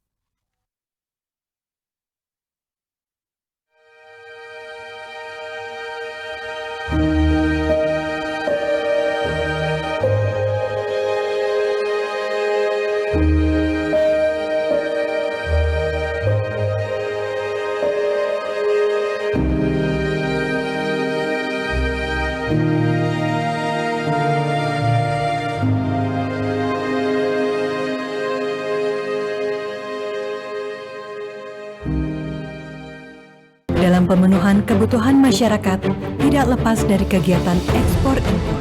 Saya resmikan penggabungan Pelindo 1, 2, 3, dan 4 menjadi PT Pelindo. Penggabungan Pelindo menjadikan konektivitas maritim semakin kuat. Dengan pelayanan yang semakin cepat dan efisien, Pelindo sebagai operator pelabuhan berstandar internasional siap bersinergi menjadi gerbang perekonomian Indonesia untuk dunia. Pelindo, Indonesia Maritime Gateway.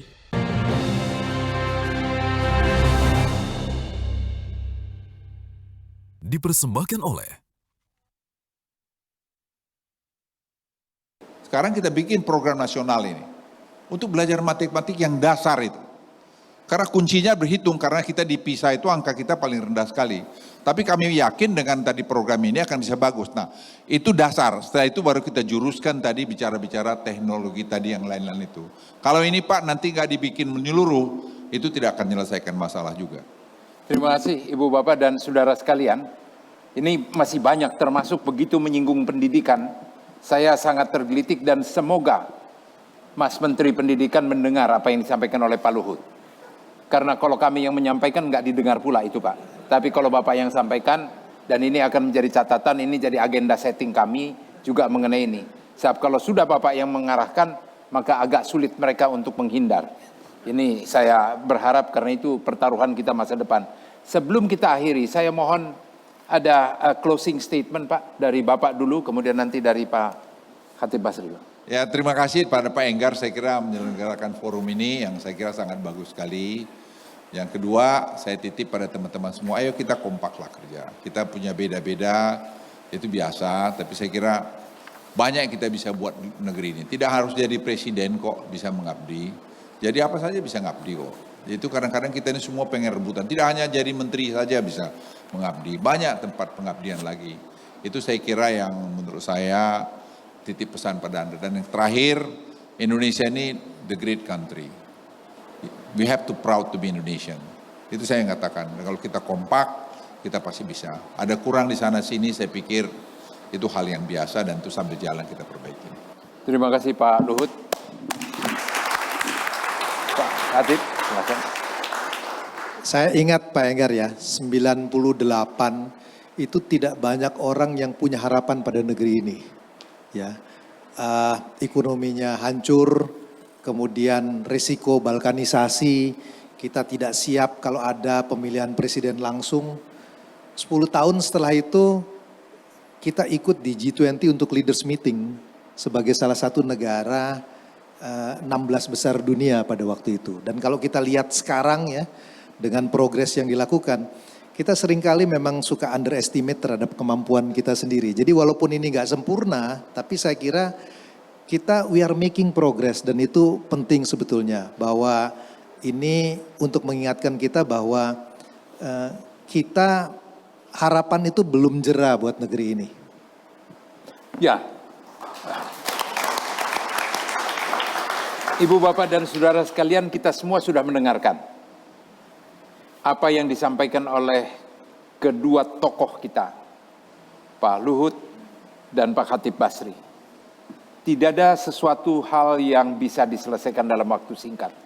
Tapi satu catatan penting, dalam kurun waktu 9 tahun di bawah pemerintahan, di bawah pemimpinan Pak Jokowi, pertumbuhan kita sudah luar biasa. Dari semula kita tidak dianggap, sekarang di G20 one of the best, dan apresiasi dari berbagai belahan dunia sudah dialamatkan pada kita, dan kepercayaan juga dari berbagai negara dan investasi dan investor juga sudah nampak. Bahwa masih belum sempurna, ya. Pertumbuhan ekonomi kita walaupun masih belum sesuai dengan apa yang diharapkan tadi Pak Khatib Basri juga menguraikan, tapi tetap di tengah kondisi kelesuan ekonomi, kita adalah salah satu negara yang terbaik, kalau dikatakan terbaik di kawasan juga. Dan satu hal yang pasti bahwa kepastian adalah kunci utama bagi ekonomi dan usaha. Karena tanpa kepastian, maka tidak ada satupun investasi yang akan datang di Indonesia. Dan bagaimana pemerintah sekarang mampu memberikan jaminan, mengantarkan ini ke depan, maka yang perlu adalah keberlanjutan. Tadi sudah Pak Luhut juga sampaikan, apalagi yang mau dirubah kalau ini sudah baik.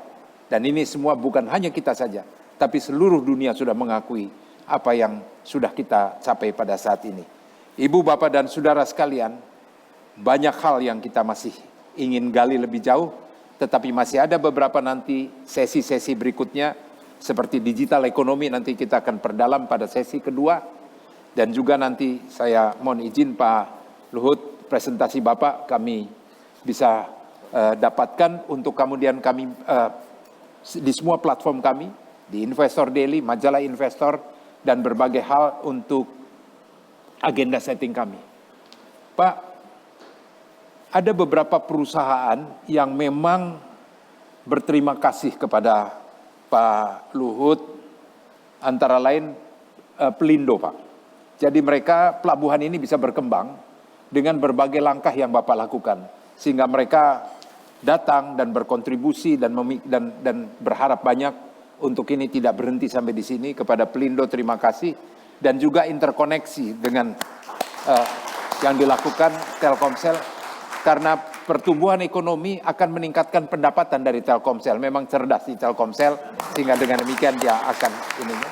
Dan yang ketiga, dia Pertamina berterima kasih kepada Bapak, Blok Masela diambil juga Pak. Dan berbagai ini ya. Jadi mereka bilang, waktu tahu bahwa ini Pak Luhut yang akan berbicara, mereka bilang, saya mau membantunya. Dan ada juga Pak, ini satu pabrik farmasi, sudah 46 tahun dia. Sudah TBK, Darya Varia, segala macam obat dan alat-alat kesehatan juga diproduksinya. Terima kasih kepada Darya Varia karena mereka ingin dengar dari Pak Luhut, mereka akan investasi lagi.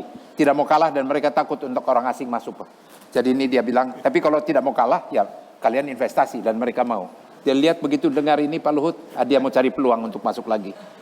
Dan Pak, suasana ini begitu nyaman, hutan kota pelataran, ini luar biasa, yang kita juga akan terus bekerja sama dengan pelataran hutan kota ini, dan juga termasuk nanti sedang kita bicarakan untuk Investor Daily Summit di ruangan yang berbeda yang cinta dengan alam. Terima kasih kepada semuanya. Iya Pak. Ini saya baru dapat berita ini. Ini urusan 5.000 hektar durian ini, kalau ada mau investasi diumumin aja. Karena Tiongkok Tiongkok nanya ini serius nggak? Di mana 5.000 hektarnya itu? Bagaimana kebijaksanaannya, mekanisme kerjasamanya gimana? Jadi kita bagaimana cepatnya teman-teman sekalian. Ayo kita bikin ini can be $2 billion business. Ya. Pak, ada catatannya adalah Pak, protokolnya dari sekarang diselesaikan dulu Pak, perdagangan ya Pak. Karena protokol perdagangan kita sudah bikin untuk ekspornya mereka bisa diinikan. Dan hanya Pak Luhut yang bisa nembus itu langsung Pak, kepada Menteri GSCC. Sebab kalau tidak nanti kita sudah tanam nggak bisa pula ekspor. Ibu, Bapak, dan Saudara sekalian, terima kasih. Aplaus lagi untuk Pak Luhut dan Pak Khatib Basri. Terima kasih Pak. Terima kasih Pak.